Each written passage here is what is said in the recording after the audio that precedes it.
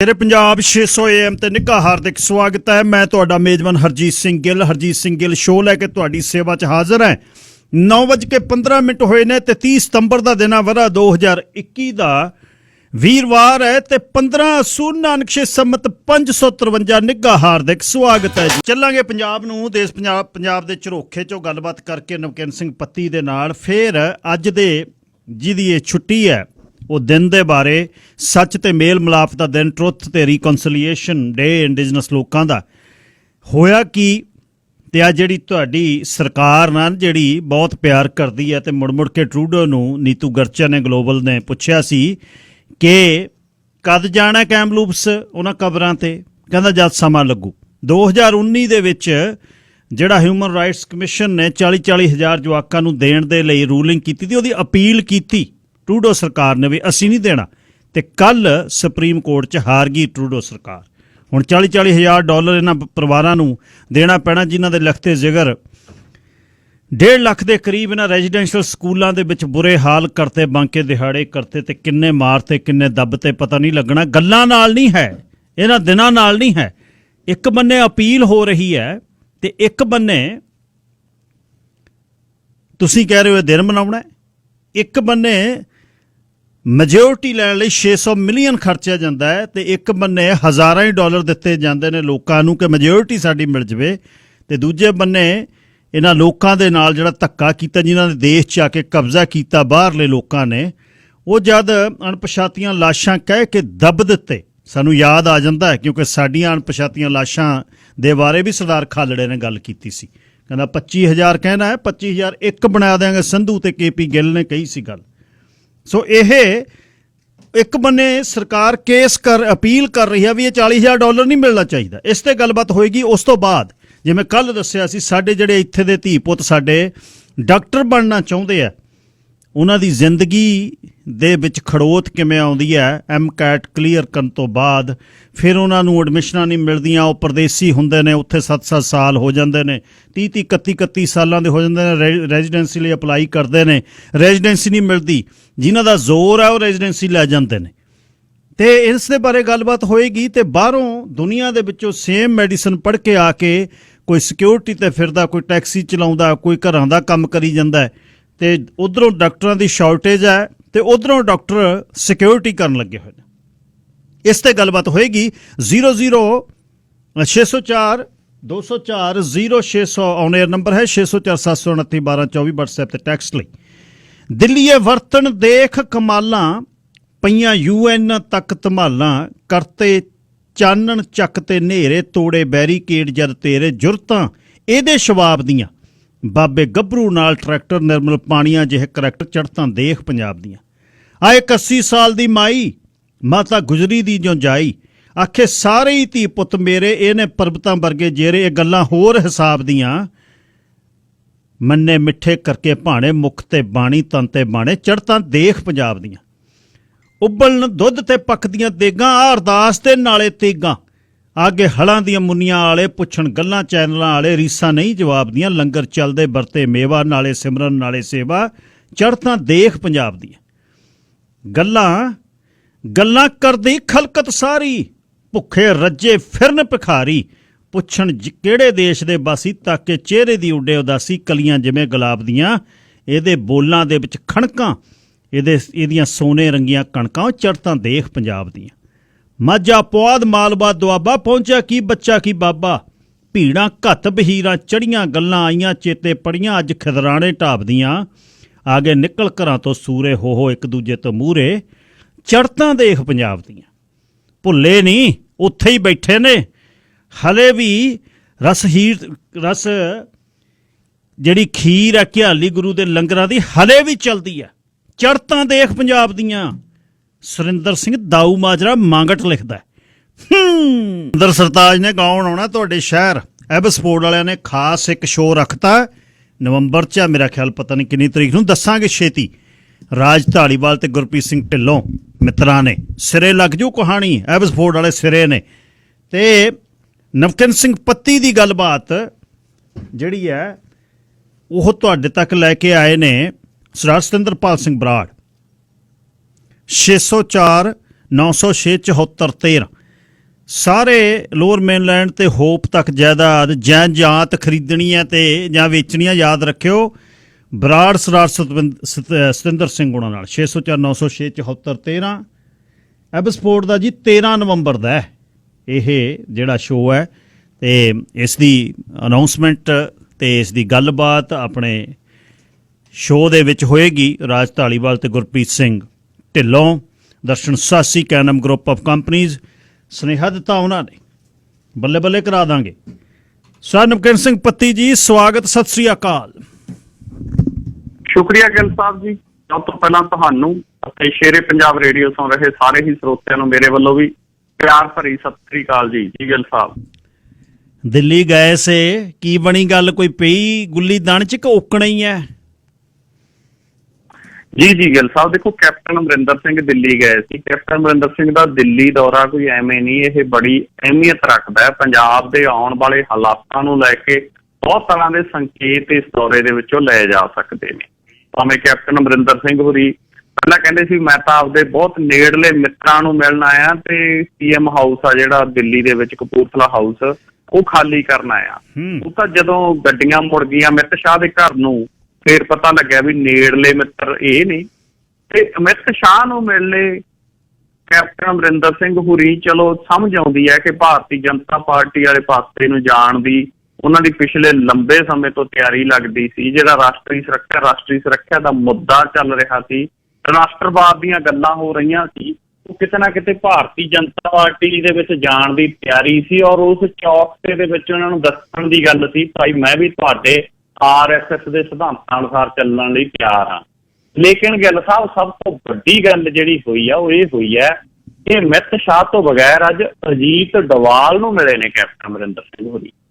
ਅਜੀਤ ਡੋਵਾਲ ਉਹ ਬਿਊਰੋਕਰੇਟ ਹੈਗਾ ਜਿਹੜਾ ਭਾਰਤ ਦੇ ਵਿੱਚ ਬਹੁਤ ਵੱਡੇ ਕੰਘੀ ਆਪਰੇਸ਼ਨ ਕਹਿੰਦੇ ਨੇ ਨਾ ਜਿਹਨਾਂ ਨੂੰ, ਉਹ ਚਲਾਏ ਹੋਏ ਨੇ ਉਹ ਬੰਦੇ ਨੇ, ਅੱਜ ਵੀ ਚਲਾ ਰਿਹਾ ਹੈਗਾ। ਔਰ ਬਰੀਕੀ ਦੇ ਨਾਲ ਰਾਸ਼ਟਰਵਾਦ ਦੇ ਨਾਂ ਦੇ ਉੱਤੇ, ਦੇਸ਼ ਦੀ ਸੁਰੱਖਿਆ ਦੇ ਨਾਂ ਦੇ ਉੱਤੇ ਪਤਾ ਨਹੀਂ ਕਿੰਨੇ ਕੁ ਨੌਜਵਾਨਾਂ ਦੀਆਂ ਜ਼ਿੰਦਗੀਆਂ ਦੇ ਨਾਲ ਉਹ ਬੰਦਾ ਖੇਡਦਾ ਹੈਗਾ। ਔਰ ਅਜੀਤ ਡੋਵਾਲ ਨਰਿੰਦਰ ਮੋਦੀ, ਅਮਿਤ ਸ਼ਾਹ ਦੇ ਨਾਲ ਤੀਜਾ ਉਹ ਬੰਦਾ ਹੈ ਜਿਹੜਾ ਭਾਰਤ ਨੂੰ ਚਲਾ ਰਿਹਾ ਹੈਗਾ। ਉਹਨੂੰ ਕੈਪਟਨ ਅਮਰਿੰਦਰ ਸਿੰਘ ਹੋਰਾਂ ਦਾ ਮਿਲਣਾ, ਔਰ ਪਿਛਲੇ ਦਿਨਾਂ ਤੋਂ ਜਿਹੜੀ ਕੋਈ ਰਟੀ ਰਟਾਈ ਭਾਸ਼ਾ ਕਪਤਾਨ ਸਾਹਿਬ ਬੋਲ ਰਹੇ ਨੇ ਵੀ ਬਾਰਡਰ ਸਟੇਟ ਹੈ, ਇਹ ਬਾਰਡਰ ਸਟੇਟ ਹੈ, ਇੱਥੇ ਨਵਜੋਤ ਸਿੰਘ ਸਿੱਧੂ ਤੋਂ ਕੰਟਰੋਲ ਨਹੀਂ ਹੋਣਾ, ਇੱਥੇ ਪੰਜਾਬ ਦੇ ਹਾਲਾਤ ਖਰਾਬ ਹੋ ਸਕਦੇ ਨੇ, ਇੱਥੇ ਕੋਈ ਅਜਿਹਾ ਮੁੱਖ ਮੰਤਰੀ ਚਾਹੀਦਾ ਜਿਹੜਾ ਤਜਰਬੇਕਾਰ ਹੋਵੇ, ਇਹ ਚਰਨਜੀਤ ਸਿੰਘ ਚੰਨੀ ਗੈਰ ਤਜਰਬੇਕਾਰ ਹੈ। ਕੈਪਟਨ ਅਮਰਿੰਦਰ ਦੀ ਇਹ ਸ਼ਬਦਾਵਲੀ ਪਹਿਲਾਂ ਅਮਿਤ ਸ਼ਾਹ ਨੂੰ ਮਿਲਣਾ ਤੇ ਉਸ ਤੋਂ ਬਾਅਦ ਅਜੀਤ ਡੋਵਾਲ ਨੂੰ ਮਿਲਣਾ ਕਈ ਤਰ੍ਹਾਂ ਦੇ ਇਸ਼ਾਰੇ ਕਰਦਾ ਹੈ। ਖੈਰੋਂ ਚ ਕੈਪਟਨ ਅਮਰਿੰਦਰ ਸਿੰਘ ਨੇ ਇਹ ਕਹਿਤਾ ਕਿ ਮੈਂ ਕਾਂਗਰਸ ਦੇ ਵਿੱਚ ਨਹੀਂ ਰਹਾਂਗਾ, ਮੇਰੀ ਬੇਇੱਜ਼ਤੀ ਹੋਈ ਹੈ, ਇਸ ਤੋਂ ਵੱਧ ਅਪਮਾਨ ਸਹਿਣ ਨਹੀਂ ਕਰ ਸਕਦਾ। 52 ਸਾਲ ਮੈਂ ਪੋਲਿਟਿਕਸ ਦੇ ਵਿੱਚ ਰਿਹਾ, ਪਰ ਸੋਨੀਆ ਗਾਂਧੀ ਨੇ ਮੈਨੂੰ ਸਵੇਰੇ ਫੋਨ ਕਰਕੇ ਕਹਿਤਾ ਕਿ ਅਮਰਿੰਦਰ ਅਸਤੀਫਾ ਦੇ ਦਿਓ। ਉਹ ਕਹਿੰਦੇ ਮੈਂ ਕਾਰਨ ਨਹੀਂ ਪੁੱਛਿਆ, ਮੈਂ ਚੁੱਪ ਕਰਕੇ ਅਸਤੀਫਾ 4 ਵਜੇ ਨੂੰ ਦੇਤਾ, 10:30 ਫੋਨ ਆਇਆ ਸੀਗਾ। ਤਾਂ ਕਾਂਗਰਸ 'ਚ ਰਹਿ ਨਹੀਂ ਸਕਦਾ, ਭਾਰਤੀ ਜਨਤਾ ਪਾਰਟੀ 'ਚੋਂ ਕਹਿੰਦੇ ਮੈਂ ਫਿਲਹਾਲ ਜਾਂਦਾ ਨਹੀਂ। ਤਾਂ ਇਹਦੀ 'ਚ ਸਥਿਤੀ ਗਿੱਲ ਸਾਹਿਬ ਇਹੀ ਹੈ, ਜਿਹੜੀਆਂ ਖਬਰਾਂ ਅੰਦਰੂਨੀ ਤੌਰ ਦੇ ਉੱਤੇ ਜਾਣਕਾਰੀ ਮਿਲ ਰਹੀ ਹੈ ਕਿ ਭਾਰਤੀ ਜਨਤਾ ਪਾਰਟੀ ਕਣੀਓ ਥਾਪੜਾ ਮਿਲ ਗਿਆ ਕੈਪਟਨ ਅਮਰਿੰਦਰ ਸਿੰਘ ਨੂੰ। ਕੈਪਟਨ ਅਮਰਿੰਦਰ ਸਿੰਘ ਜਾਟ ਮਹਾਸਭਾ ਦਾ ਪ੍ਰਧਾਨ ਹੈਗਾ। 3 ਸੂਬਿਆਂ ਦੇ ਵਿੱਚ ਜਾਟ ਮਹਾਸਭਾ ਇਹਨਾਂ ਦੀ ਹੈਗੀ ਆ, ਇੱਕ ਪੰਜਾਬ, ਇੱਕ ਉੱਤਰ ਪ੍ਰਦੇਸ਼ ਤੇ ਇੱਕ ਹਰਿਆਣਾ। ਖੇਤੀ ਕਾਨੂੰਨਾਂ ਦਾ ਮਸਲਾ ਚੱਲ ਰਿਹਾ। ਕੈਪਟਨ ਅਮਰਿੰਦਰ ਸਿੰਘ ਇੱਥੋਂ ਤੱਕ ਮੈਨੂੰ ਲੱਗਦਾ ਆਉਣ ਵਾਲੇ ਦਿਨਾਂ 'ਚ ਜਾਟ ਮਹਾਸਭਾ ਗੀ ਜਿਹੜੀ ਉਹਨੂੰ ਸਰਗਰਮ ਕਰੂਗਾ। ਉਹਦੇ ਵਿੱਚੋਂ ਜਿਹੜੀ ਕਾਂਗਰਸ ਪਾਰਟੀ ਨੇ ਪੱਤਾ ਚੱਲਿਆ ਉਸ ਦੇ ਬਰੋਬਰ ਦੇ ਉੱਤੇ ਕੈਪਟਨ ਅਮਰਿੰਦਰ ਸਿੰਘ ਵੀ ਲੌਬਿੰਗ ਕਰੂ ਵੋਟਾਂ ਦੀ। ਉਹ ਭਾਰਤੀ ਜਨਤਾ ਪਾਰਟੀ ਵਾਲਿਆਂ ਨੂੰ ਬਹੁਤ ਚੰਗੀ ਤਰ੍ਹਾਂ ਆਉਂਦੀ ਆ ਵੀ ਕਿਵੇਂ ਕਰਨੀ ਆ, ਧਰਮ ਦਾ ਪੱਤਾ ਕਦੋਂ ਖੇਡਣਾ, ਜਾਤ ਦਾ ਕਦੋਂ ਖੇਡਣਾ। ਇਹ ਤਾਂ ਅਮਿਤ ਸ਼ਾਹ ਡੋਵਾਲ ਤੋਂ ਬਿਨਾਂ ਹੋਰ ਕਿਹਨੂੰ ਜ਼ਿਆਦਾ ਪਤਾ ਹੋ ਸਕਦਾ। ਉਹ ਕੰਨ 'ਚ ਫੂਕ ਮਾਰਤੀ ਜੀ। ਜੇ ਸਿੱਧਾ ਕੈਪਟਨ ਅਮਰਿੰਦਰ ਸਿੰਘ ਹੋਰੀ ਭਾਜਪਾ ਕਣੀ ਨੂੰ ਜਾਂਦੇ ਤਾਂ ਉਹਦਾ ਕੈਪਟਨ ਅਮਰਿੰਦਰ ਸਿੰਘ ਲਈ ਲਾਸ ਹੋ ਸਕਦਾ ਸੀ।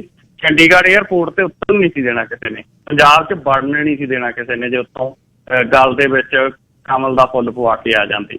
ਤਾਂ ਹੁਣ ਪੰਜਾਬ 'ਚ ਵੜ ਸਕਦੇ ਨੇ, ਕਿਸਾਨਾਂ ਨੂੰ ਨਾਲ ਲੈ ਸਕਦੇ ਨੇ, ਜਾਟ ਮਹਾਸਭਾ ਨੂੰ ਸਰਗਰਮ ਕਰਨਗੇ। ਇਹ ਕਿਆਸ ਰਾਈਆਂ ਨੇ ਜਿਹੜੀਆਂ ਲੱਗ ਸਕਦੀਆਂ। ਇਸ ਪਾਸੇ ਨੂੰ ਵੀ ਸਥਿਤੀ ਹੋ ਸਕਦੀ ਹੈ ਕਿ ਕੋਈ ਖੇਤਰੀ ਪਾਰਟੀ ਬਣਾ ਸਕਦੇ ਨੇ ਔਰ ਉਸ ਤੋਂ ਬਾਅਦ ਕੈਪਟਨ ਅਮਰਿੰਦਰ ਸਿੰਘ ਹੋਰੀ ਉਹਨੂੰ ਮਰਜ ਕਰ ਦੇਣ, ਕਿਉਂਕਿ ਤਜਰਬਾ ਇਹਨਾਂ ਦਾ ਪਹਿਲਾਂ ਵੀ ਹੈਗਾ ਗਾ। ਸਭ ਨੂੰ ਪਤਾ ਹੈ ਕਿ ਕੈਪਟਨ ਅਮਰਿੰਦਰ ਸਿੰਘ ਹੋਰੀ ਰਾਜੀਵ ਗਾਂਧੀ ਦਾ ਮਿੱਤਰ ਸੀ, ਔਰ ਰਾਜੀਵ ਗਾਂਧੀ ਨੂੰ ਕਾਂਗਰਸ 'ਚ ਲੈ ਕੇ ਆਇਆ ਸੀ। ਲੇਕਿਨ ਜਦੋਂ 1984 ਦੇ ਵਿੱਚ ਸ਼੍ਰੀ ਦਰਬਾਰ ਸਾਹਿਬ ਦੇ ਉੱਤੇ ਹਮਲਾ ਹੁੰਦਾ ਹੈ, ਕੈਪਟਨ ਅਮਰਿੰਦਰ ਅਸਤੀਫਾ ਦਿੰਦਾ ਹੈ। ਅਸਤੀਫਾ ਦੇ ਕੇ ਉਸ ਤੋਂ ਬਾਅਦ ਇਹ ਅਕਾਲੀ ਦਲ 'ਚ ਜਾਂਦਾ ਹੈ। ਫਿਰ ਉਸ ਤੋਂ ਬਾਅਦ ਬਾਹਰ ਆਉਂਦਾ ਜਦੋਂ ਸੁਰਜੀਤ ਸਿੰਘ ਬਰਨਾਲਾ ਦੀ ਵਜ਼ਾਰਤ 'ਚ ਖੇਤੀਬਾੜੀ ਮੰਤਰੀ ਬਣਦਾ ਹੈ। ਫਿਰ ਜਦੋਂ ਆਪਰੇਸ਼ਨ ਬਲੈਕ ਥੰਡਰ ਹੁੰਦਾ ਹੈ ਤਾਂ ਫਿਰ ਅਸਤੀਫਾ ਦੇ ਕੇ ਬਾਹਰ ਆਉਂਦਾ ਹੈ। ਅਕਾਲੀ ਦਲ ਬਣਾਉਂਦਾ ਆਪਦਾ ਅਲੱਗ, ਫਿਰ ਕਾਂਗਰਸ 'ਚ ਮਰਜ ਹੁੰਦਾ ਹੈਗਾ।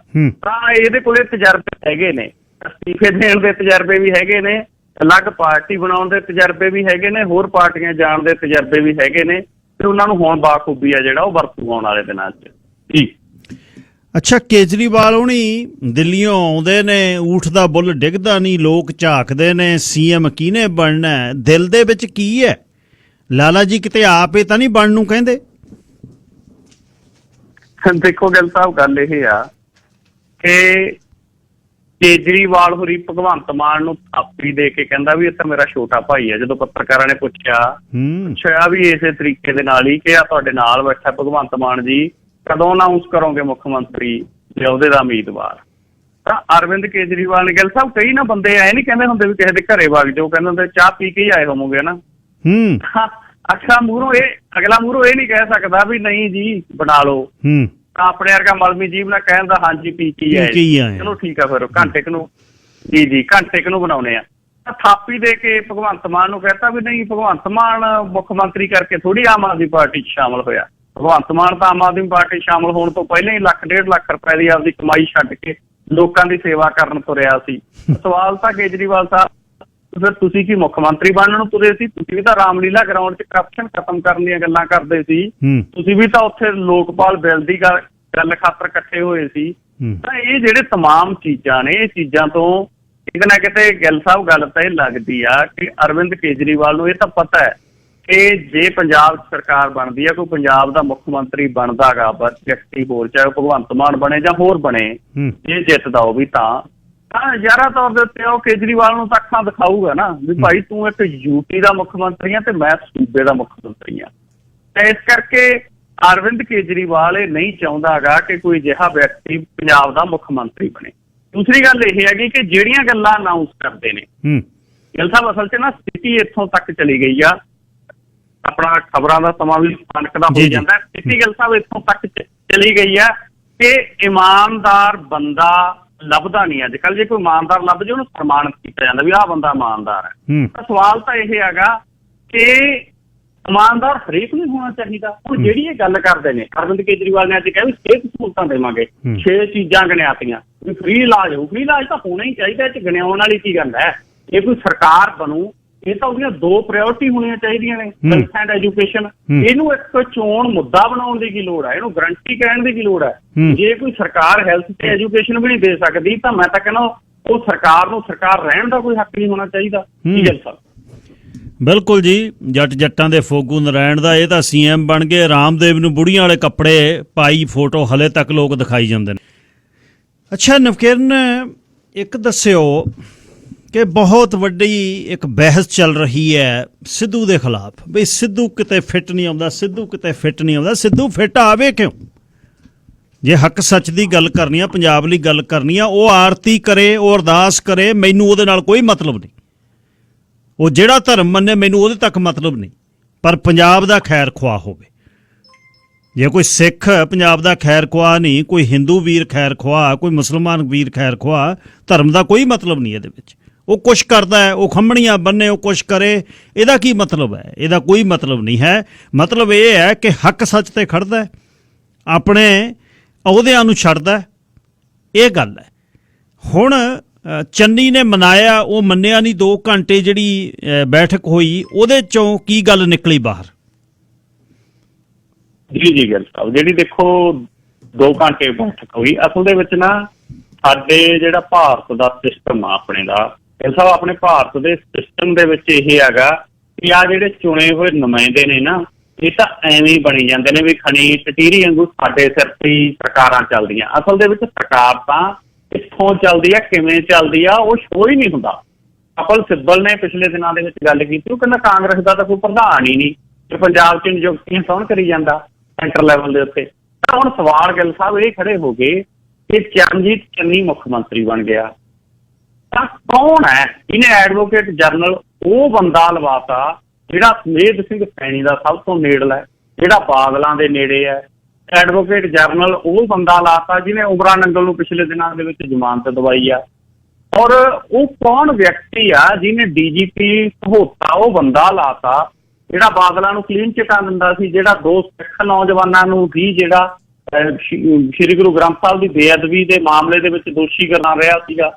ਉਹ ਕੌਣ ਬੰਦਾ ਹੈ ਜਿਹੜਾ ਰਾਣਾ ਗੁਰਜੀਤ ਸਿੰਘ ਦਾ ਨਾਂ ਆਖਰੀ ਸਮੇਂ ਤੇ ਲਿਸਟ 'ਚ ਪਵਾ ਗਿਆ ਤੇ ਗੁਰਕੀਰਤ ਕੋਟਲੀ ਦਾ ਲਿਸਟ 'ਚ ਪਵਾ ਗਿਆ? ਕੌਣ ਆ ਉਹ? ਗਿੱਲ ਸਾਹਿਬ ਜਿਸ ਨੇ ਕੁਲਜੀਤ ਨਾਗਰਾ ਦਾ ਨਾਂ ਕੱਟ ਕੇ ਕਾਕਾ ਰਣਦੀਪ ਸਿੰਘ ਨਾਭਾ ਦਾ ਨਾਂ ਲਿਖਾਤਾ ਰਾਤੋਂ ਰਾਤ। ਕਿਤੇ ਨਾ ਕਿਤੇ ਸਥਿਤੀਆਂ ਇਹ ਨੇ ਕਿ ਸਰਕਾਰ ਕਿਵੇਂ ਚੱਲਦੀ ਆ। ਸਰਕਾਰ ਚਾਹੇ ਜਿਹਦੀ ਮਰਜ਼ੀ ਆ ਜੇ, ਈਵਨ ਮੈਂ ਕਹਿੰਦਾ ਚਾਹੇ ਕੇਜਰੀਵਾਲ ਦੀ ਆ ਜੇ ਚਾਹੇ ਕਾਂਗਰਸ ਦੀ ਆ ਜੇ, ਲੇਕਿਨ ਜਿਹੜੀਆਂ ਇਹ ਅੰਦਰ ਖਾਤੇ ਨਿਯੁਕਤੀਆਂ ਹੁੰਦੀਆਂ ਨੇ, ਜਿਹੜਾ ਇਹ ਕਾਰਜਭਾਰ ਚੱਲਦਾ ਹੈ ਜਿਹਨੂੰ 75-25 ਵੀ ਕਿਹਾ ਜਾਂਦਾ ਨਵਜੋਤ ਸਿੰਘ ਸਿੱਧੂ ਵੱਲੋਂ, ਉਹ ਉਵੇਂ ਜਿਵੇਂ ਚੱਲਦਾ। ਔਰ ਜਿਹੜਾ ਬੰਦਾ ਇਹ ਮਸਲਿਆਂ ਦੇ ਉੱਤੇ ਬੋਲਦਾ ਉਹਨੂੰ ਕਿਹਾ ਜਾਂਦਾ ਕਿ ਇਹਨੂੰ ਰਾਜਨੀਤੀ ਨਹੀਂ ਆਉਂਦੀ, ਇਹ ਰਾਜਨੀਤੀ 'ਚ ਫਿੱਟ ਨਹੀਂ ਬੈਠਦਾ, ਇਹ ਘਰੇ ਬਹਿ ਜੇ, ਇਹਨੂੰ ਰਾਜਨੀਤੀ ਨਹੀਂ ਆਉਂਦੀ, ਉਹਨੂੰ ਇਹੀ ਕਿਹਾ ਜਾਂਦਾ। ਵਾਕਈ ਮੈਨੂੰ ਲੱਗਦਾ ਕਿ ਜੇ ਰਾਜਨੀਤੀ ਗਿੱਲ ਸਾਹਿਬ ਇਹ ਹੁੰਦੀ ਆ ਤਾਂ ਇਹੋ ਜਿਹੀ ਰਾਜਨੀਤੀ ਤੋਂ ਬਿਨਾਂ ਹੀ ਚੰਗੇ। ਤਾਂ ਨਵਜੋਤ ਸਿੰਘ ਸਿੱਧੂ ਦੇ ਨਾਲ ਲੱਖ ਮਤਭੇਦ ਹੋ ਸਕਦੇ ਆ, ਮੈਂ ਕਦੇ ਉਹਦੀ ਕਿਸੇ ਗੱਲ ਨਾਲ ਸਹਿਮਤ ਨਹੀਂ ਹੋਇਆ ਅੱਜ ਤੱਕ, ਪਰ ਜਿਹੜੇ ਉਹਨੇ ਆਹ ਮਸਲੇ ਉਠਾਏ ਨੇ ਇਹ ਵਾਕਈ ਠਾਉਣੇ ਬਣਦੇ ਨੇ। ਜਿਹੜੇ ਲੋਕਾਂ ਨਾਲ ਇਹ ਵਾਅਦੇ ਕੀਤੇ ਸੀ ਕਿ ਅਸੀਂ ਸ਼੍ਰੀ ਗੁਰੂ ਗ੍ਰੰਥ ਸਾਹਿਬ ਦੀ ਬੇਅਦਬੀ ਦੇ ਦੋਸ਼ੀ ਨੰਗੇ ਕਰਾਂਗੇ, ਜਿਹੜੇ ਵਾਅਦੇ ਕੀਤੇ ਸੀ ਕਿ ਬਾਈਬਲ ਕਲਾਂ ਤੇ ਕੋਟਕਪੂਰਾ ਗੋਲੀਕਾਂਡ ਦੇ ਦੋਸ਼ੀਆਂ ਨੂੰ ਸਜ਼ਾਵਾਂ ਦਵਾਵਾਂਗੇ, ਕਿਵੇਂ ਦਵਾ ਦੇਣਗੇ ਜਦੋਂ ਉਹੀ ਬੰਦਾ ਅੱਜ ਸੀਨੀਅਰ ਸਰਕਾਰੀ ਵਕੀਲ ਬਣ ਗਿਆ, ਐਡਵੋਕੇਟ ਜਨਰਲ AG ਬਣ ਗਿਆ, ਜਿਹੜਾ ਬੰਦਾ 4 ਦਿਨ ਪਹਿਲਾਂ ਉਮਰਾ ਨੰਗਲ ਨੂੰ ਜ਼ਮਾਨਤ ਦਵਾ ਕੇ ਹਟਿਆਗਾ। ਕਿਤੇ ਨਾ ਕਿਤੇ ਸਵਾਲ ਨੇ ਜਿਹੜੇ ਉਹ ਸਵਾਲ ਇਸ ਰੂਪ ਦੇ ਸੰਬੋਧਿਤ ਹੋ ਰਿਹਾ। ਲੇਕਿਨ ਨਵਜੋਤ ਸਿੰਘ ਸਿੱਧੂ ਮੈਨੂੰ ਲੱਗਦਾ ਗਿੱਲ ਸਾਹਿਬ ਪਹਿਲਾਂ ਮੁਕਾਬਲੇ ਥੋੜਾ ਜਿਹਾ ਨਰਮ ਪੈ ਗਿਆ, ਕਿਉਂਕਿ ਨਵਜੋਤ ਸਿੰਘ ਸਿੱਧੂ ਨੂੰ ਵੀ ਪਤਾ ਲੱਗ ਗਿਆ ਵੀ ਉਹ ਰੁੱਸਿਆ ਬੈਠਾ ਘਰੇ। ਔਰ ਜਿਹੜੇ ਬੰਦੇ ਉਹਨੇ ਮੰਤਰੀ ਬਣਵਾਏ, ਕੈਪਟਨ ਅਮਰਿੰਦਰ ਸਿੰਘ ਦੇ ਨਾਲ ਨਾਗਡਾਟ ਤਾਂ ਸਿੱਧੂ ਦੀ ਬਣ ਗਈ ਨਾ, ਔਰ ਜਿਹੜੇ ਬੰਦੇ ਉਹਨੇ ਮੰਤਰੀ ਲਵਾਏ ਲਿਆ ਕੇ, ਉਹ ਬੰਦੇ ਅੱਜ ਨਵਜੋਤ ਸਿੰਘ ਸਿੱਧੂ ਨੂੰ ਮਿਲਣ ਨਹੀਂ ਜਾ ਰਹੇ ਉਹਦੀ ਕੋਠੀ, ਵੀ ਕਿਤੇ ਹਾਈ ਕਮਾਂਡ ਆਇਆ ਨਾ ਸਮਝ ਜੇ ਵੀ ਇਹ ਸਿੱਧੂ ਦੇ ਖੇਮੇ 'ਚ ਨੇ। ਔਰ ਜਿਹੜੇ ਜਾ ਵੀ ਰਹੇ ਨੇ, ਪ੍ਰਗਟ ਸਿੰਘ ਤੇ ਰਾਜਾ ਵੜਿੰਗ ਗਏ, ਉਹ ਕਹਿੰਦੇ ਜੀ ਅਸੀਂ ਤਾਂ ਸਾਲਸੀ ਆ, ਸਾਨੂੰ ਤਾਂ ਚਰਨਜੀਤ ਚੰਨੀ ਨੇ ਭੇਜਿਆ ਤਾਂ ਜਾ ਰਹੇ ਆ। ਤੇ ਇਹ ਦੋਨੇ ਬੰਦਿਆਂ ਨੂੰ ਮੰਤਰੀ ਨਹੀਂ ਸੀ ਬਣਾਉਣਾ ਕਿਸੇ ਨੇ ਜੇ ਨਵਜੋਤ ਸਿੰਘ ਸਿੱਧੂ ਨਾ ਪੈਰਵਾਈ ਕਰਦਾ। ਰਾਜੇ ਵੜਿੰਗ ਨੂੰ ਮਨਪ੍ਰੀਤ ਬਾਦਲ ਲਵੇ ਨਹੀਂ ਲੱਗਣ ਦਿੰਦਾ। ਦੂਸਰੀ ਗੱਲ ਗਿੱਲ ਸਾਹਿਬ ਇਹ ਹੈਗੀ ਕਿ ਮੈਨੂੰ ਜੋ ਲੱਗਦਾ ਹੈਗਾ ਇਹ ਮਸਲਾ ਚੰਨੀ ਵਰਸਸ ਸਿੱਧੂ ਨਹੀਂ ਹੈ, ਇਹ ਮਸਲਾ ਮਨਪ੍ਰੀਤ ਬਾਦਲ ਵਰਸਸ ਨਵਜੋਤ ਸਿੱਧੂ ਆ। ਬੈਕ ਦੇ ਉੱਤੇ ਮਨਪ੍ਰੀਤ ਬਾਦਲ ਆ ਸਾਰੇ ਕਾਸੇ, ਔਰ ਮਨਪ੍ਰੀਤ ਬਾਦਲ ਇਹ ਸਾਰੇ ਕਾਸੇ ਨੂੰ ਚਲਾ ਰਿਹਾ। ਮਨਪ੍ਰੀਤ ਬਾਦਲ ਨਹੀਂ ਸੀ ਚਾਹੁੰਦਾ ਕਿ ਰਾਜਾ ਵੜਿੰਗ ਮੰਤਰੀ ਬਣੇ, ਉਹਨੂੰ ਮੰਤਰੀ ਬਣਾਉਣ ਵਾਲਾ ਸਿੱਧੂ ਆ। ਤਾਂ ਇਹ ਕਿਉਂਕਿ ਰਾਜੇ ਵੜਿੰਗ ਦੀ ਜਿਹੜੀ ਇਲੈਕਸ਼ਨ ਉਹ ਥੋੜ੍ਹੀਆਂ ਜਿਹੀਆਂ ਵੋਟਾਂ ਦੇ ਉੱਤੇ ਹਰਸਿਮਰਤ ਕੌਰ ਬਾਦਲ ਤੋਂ ਹਾਰਿਆ, ਉਹ ਇਲੈਕਸ਼ਨ ਕਿਉਂ ਹਾਰਿਆ ਤੇ ਕਿਹਨੇ ਹਰਾਇਆ, ਇਸ ਦਿਨ ਇਹ ਚੀਜ਼ ਸਮਝ ਲੱਗ ਜੂ ਜਿਸ ਨੂੰ ਉਹ ਸਾਰੀ ਕਹਾਣੀ ਸਮਝ ਜੂ।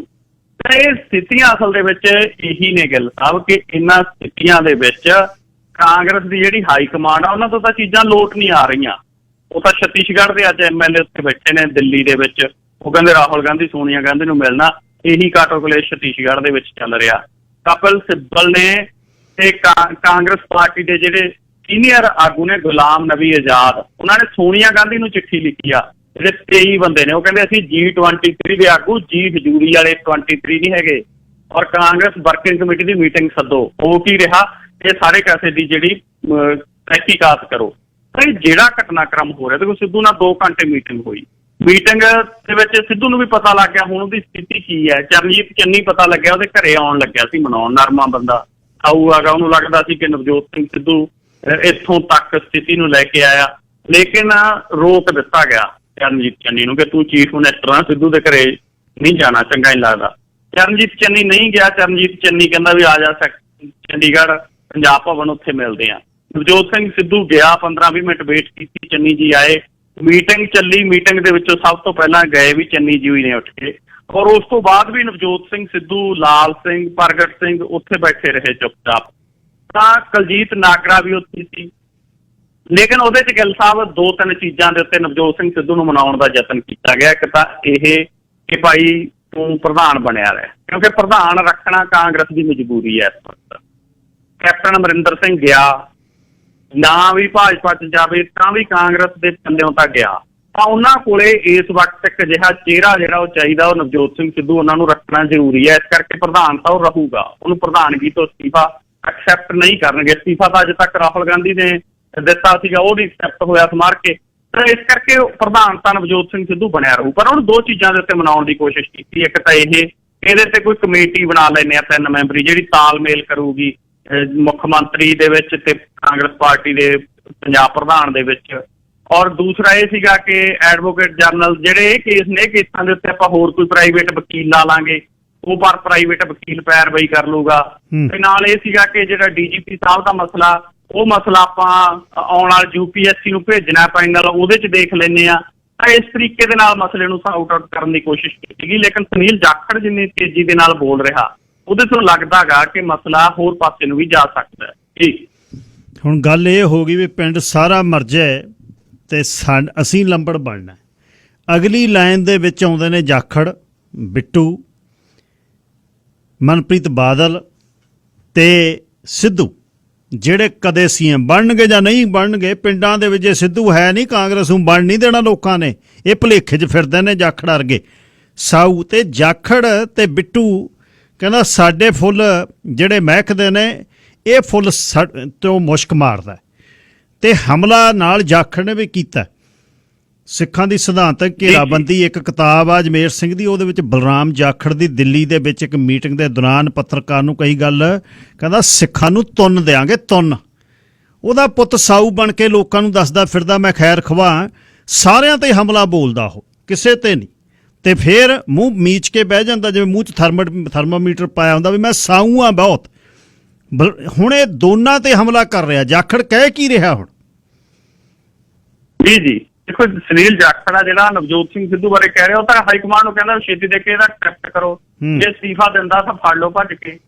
ਤੇ ਇਹ ਜਿਹੜੀ ਸਥਿਤੀ ਹੈ, ਸਥਿਤੀ ਦੇ ਵਿੱਚ ਉਹਨੇ ਤਾਂ ਕਿਹਾ, ਕਹਿੰਦਾ AG ਤੇ DGP ਨਹੀਂ ਬਦਲੇ ਜਾਣਗੇ।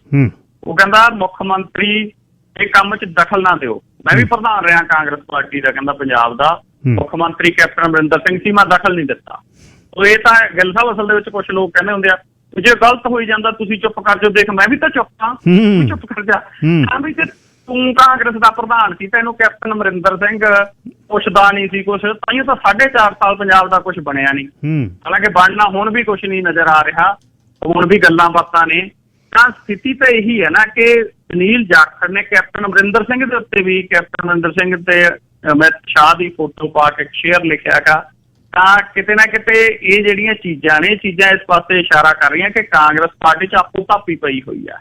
ਰਵਨੀਤ ਬਿੱਟੂ ਨੂੰ ਮੈਂ ਛੇਤੀ ਪ੍ਰਧਾਨ ਬਣਾ, ਉਹਨੇ ਨਵਜੋਤ ਸਿੱਧੂ ਨੇ ਕਮੈਂਟ ਕੀਤਾ ਕਿ ਕੁਝ ਬੰਦਿਆਂ ਨੇ ਸਿਰ 'ਚ ਸੁਆਹ ਪਵਾਉਣੀ ਹੁੰਦੀ ਹੈ।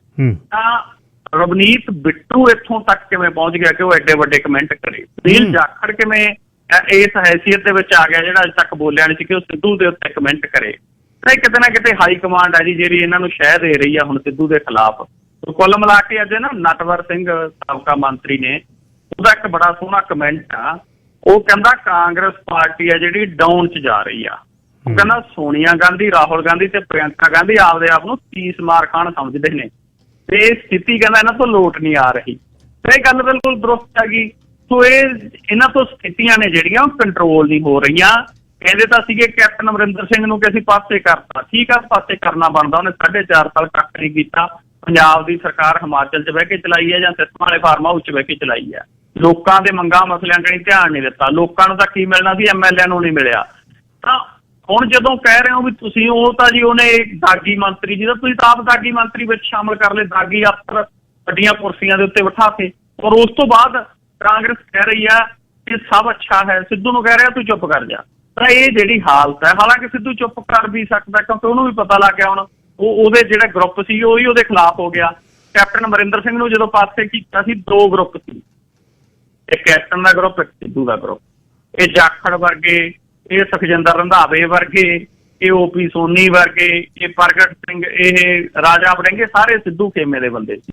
ਲੇਕਿਨ ਹੁਣ ਗਿੱਲ ਸਾਹਿਬ ਸਥਿਤੀਆਂ ਬਦਲ ਗਈਆਂ। ਸੁਖਜਿੰਦਰ ਰੰਧਾਵਾ ਗ੍ਰਹਿ ਮੰਤਰੀ ਬਣ ਗਏ, ਉਹ ਤਾਂ ਬੋਲੇ ਹੀ ਨਹੀਂ ਕੱਲ ਪਰਸੋਂ ਦੇ ਜਦੋਂ ਦਾ ਸਿੱਧੂ, ਉਹਨੂੰ ਤਾਂ ਵੀ ਚਲੋ ਠੀਕ ਆ ਪਾਸੇ ਜਾਣ ਦਿਓ।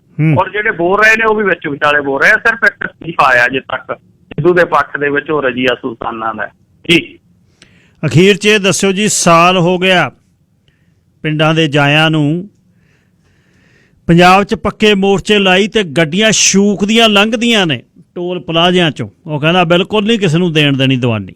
ਇਹੋ ਜਿਹਾ ਜਿਹੜਾ ਉਹਨਾਂ ਨੂੰ ਲੋਕ ਨਾਲ ਨਾਲ ਭੁੱਲ ਨਾ ਜਾਣ, ਉਹਨਾਂ ਦੀ ਅਖੀਰ 'ਚ ਜਾਂਦੇ ਜਾਂਦੇ ਗੱਲ ਕਰ ਜਿਓ। ਜੀ ਗੱਲ ਸਾਹਿਬ, ਅੱਜ ਸਾਲ ਹੋ ਗਿਆ ਟੋਲ ਪਲਾਜ਼ੇ ਪੰਜਾਬ 'ਚ ਬਿਲਕੁਲ ਬੰਦ ਨੇ ਔਰ ਲੋਕਾਂ ਨੂੰ ਫਾਇਦਾ ਹੋ ਰਿਹਾ ਹੈ। ਲੋਕ ਇਸ ਗੱਲੋਂ ਖੁਸ਼ ਨੇ। ਇਹ ਜਿਹੜੇ ਟੋਲ ਪਲਾਜ਼ੇ ਲਾਏ ਹੋਏ ਨੇ ਸਿੱਧੇ ਤੌਰ ਦੇ ਉੱਤੇ ਸੜਕਾਂ ਸਾਡੀਆਂ, ਸਾਡੀ ਸਰਕਾਰੀ ਥਾਂ, ਸਾਡਾ ਪੈਸਾ ਪ੍ਰਾਈਵੇਟ ਕੰਪਨੀਆਂ ਦੇ ਢਿੱਡ ਭਰਨ ਲੱਗੀਆਂ ਹੋਈਆਂ ਨੇ ਸਰਕਾਰਾਂ। ਖੇਤੀ ਕਾਨੂੰਨਾਂ ਦੇ ਖਿਲਾਫ ਐਜੀਟੇਸ਼ਨ ਹੈ ਜਿਹੜੀ ਲਗਾਤਾਰ ਵੱਧ ਰਹੀ ਆ। 10.5 ਮਹੀਨੇ ਦੇ ਲਗਭਗ ਹੋ ਗਏ ਦਿੱਲੀ ਦੇ ਬਾਰਡਰਾਂ ਦੇ ਉੱਤੇ ਬੈਠਿਆਂ ਨੂੰ।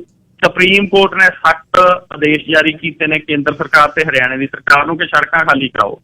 ਔਰ ਉਹ ਕਹਿੰਦੇ ਜੀ ਇਹਨਾਂ ਨੂੰ ਧਿਰ ਬਣਾਓ, ਕਿਸਾਨਾਂ ਨੂੰ ਧਿਰ ਬਣਾਇਆ ਜਾ ਸਕਦਾ। ਉਸ ਪਾਸਿਓਂ ਚੂੜੀ ਟਾਈਟ ਕਰਨ ਦੀ ਕੋਸ਼ਿਸ਼ ਹੈ ਜਿਹੜੀ ਉਹ ਅਦਾਲਤ ਵਾਲੇ ਪਾਸਿਓਂ ਹੁਣ ਕਰ ਰਹੀ ਆ ਸਰਕਾਰ। ਤੇ ਇਸ ਸਥਿਤੀ ਦੇ ਵਿੱਚ ਵੀ ਕਿਸਾਨ ਅੰਦੋਲਨ ਦੁਆਰੇ ਫੇਰ ਪੈਰਾਂ ਸਿਰ ਹੋ ਰਿਹਾ।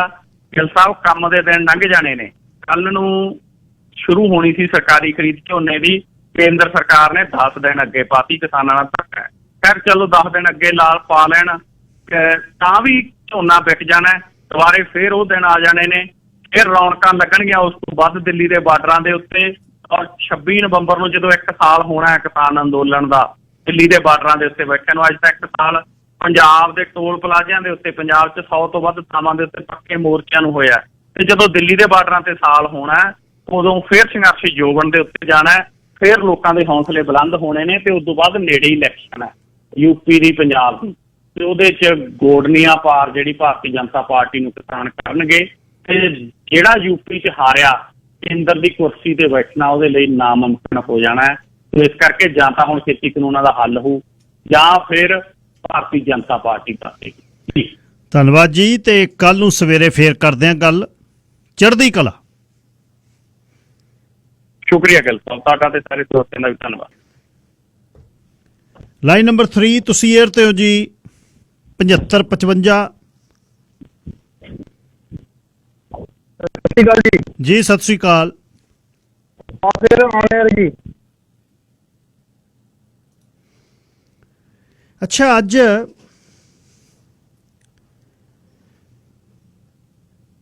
ਇੰਡੀਜਨਸ ਮੂਲ ਵਾਸੀਆਂ ਦਾ ਜਿਹੜਾ ਦਿਨ ਹੈ ਜਿਸ ਨੂੰ ਮਨਾਇਆ ਜਾਂਦਾ ਹੈ, ਇਹ ਕਹਿ ਕੇ ਕਿ ਸੱਚ ਤੇ ਮਿਲ ਮਿਲਾਪ। ਇਹ ਮੇਲ ਮਿਲਾਪ ਦਾ ਜਿਹੜਾ ਦਿਨ ਹੈ ਉਹਦੇ ਵਿੱਚ ਜ਼ੁਲਮ ਜਾਣੀ ਇੰਨਾ ਹੋਇਆ ਇਹਨਾਂ ਰੈਜ਼ੀਡੈਂਸ਼ੀਅਲ ਸਕੂਲਾਂ ਦੇ ਵਿੱਚ। ਇਹ ਰੈਜ਼ੀਡੈਂਸ਼ੀਅਲ ਸਕੂਲ ਜਿਹੜੇ ਨੇ ਜਿਹਦੇ ਵਿੱਚ ਇੱਕ ਪੂਰਾ ਸਦੀ ਚੱਲੇ ਤੇ 1.5 ਲੱਖ ਇਹਦੇ ਵਿੱਚ ਫਸਟ ਨੇਸ਼ਨ ਦੇ ਮੀਟਿਸ ਤੇ ਇਨੂਇਟ ਤਿੰਨੇ ਹੀ ਕਿਸੇ ਜਿਹੜੇ ਇਹਨਾਂ ਦੇ ਵੱਡੇ ਗਰੁੱਪ ਨੇ ਉਹਨਾਂ ਦੇ ਜਵਾਕ ਇੱਥੇ ਜਿਹੜੇ ਨੇ ਉਹ ਪੜ੍ਹਾਏ, ਖੋਹ ਕੇ ਲੈ ਗਏ ਹੱਥਾਂ 'ਚ ਉਹਨਾਂ ਦੀ ਮਾਂ ਭਾਸ਼ਾ, ਉਹਨਾਂ ਦਾ ਸੱਭਿਆਚਾਰ। ਤੇ 500, 700, 800 ਕਿਲੋਮੀਟਰ ਦੂਰ ਉਹਨਾਂ ਨੂੰ ਲੈ ਗਏ। ਇੱਕ ਜਵਾਕ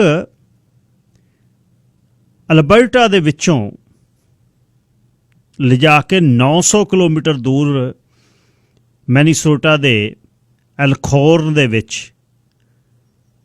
ਵਾਸ਼ਾਕਾਡਾ ਜਿਹੜਾ ਇੰਡੀਅਨ ਹੋਮ ਰੈਜ਼ੀਡੈਂਸ਼ੀਅਲ ਸਕੂਲ ਸੀ ਉੱਥੇ ਗਿਆ ਤੇ ਉਹ ਬੱਚਾ ਮਰ ਗਿਆ। ਤੇ ਉਹਦਾ ਨਾਂ ਵੀ ਸਹੀ ਨਹੀਂ ਦੱਸਿਆ, ਉਹਦਾ ਨਾਂ ਰੱਖਿਆ ਡਮੀ ਬੈਡ ਬॉय। ਪੱਤਰਕਾਰਾਂ ਨੇ ਲੱਭ ਲਿਆ ਪਿਛਲੇ ਦਿਨਾਂ 'ਚ ਵੀ ਡਮੀ ਬੈਡ ਬॉय ਦੇ ਨਾਲ ਹੀ ਬੱਚਾ ਜਿਹੜਾ ਉਹਦਾ ਨਾਂ ਲਿਖਤਾ ਡਮੀ ਬੈਡ ਬॉय।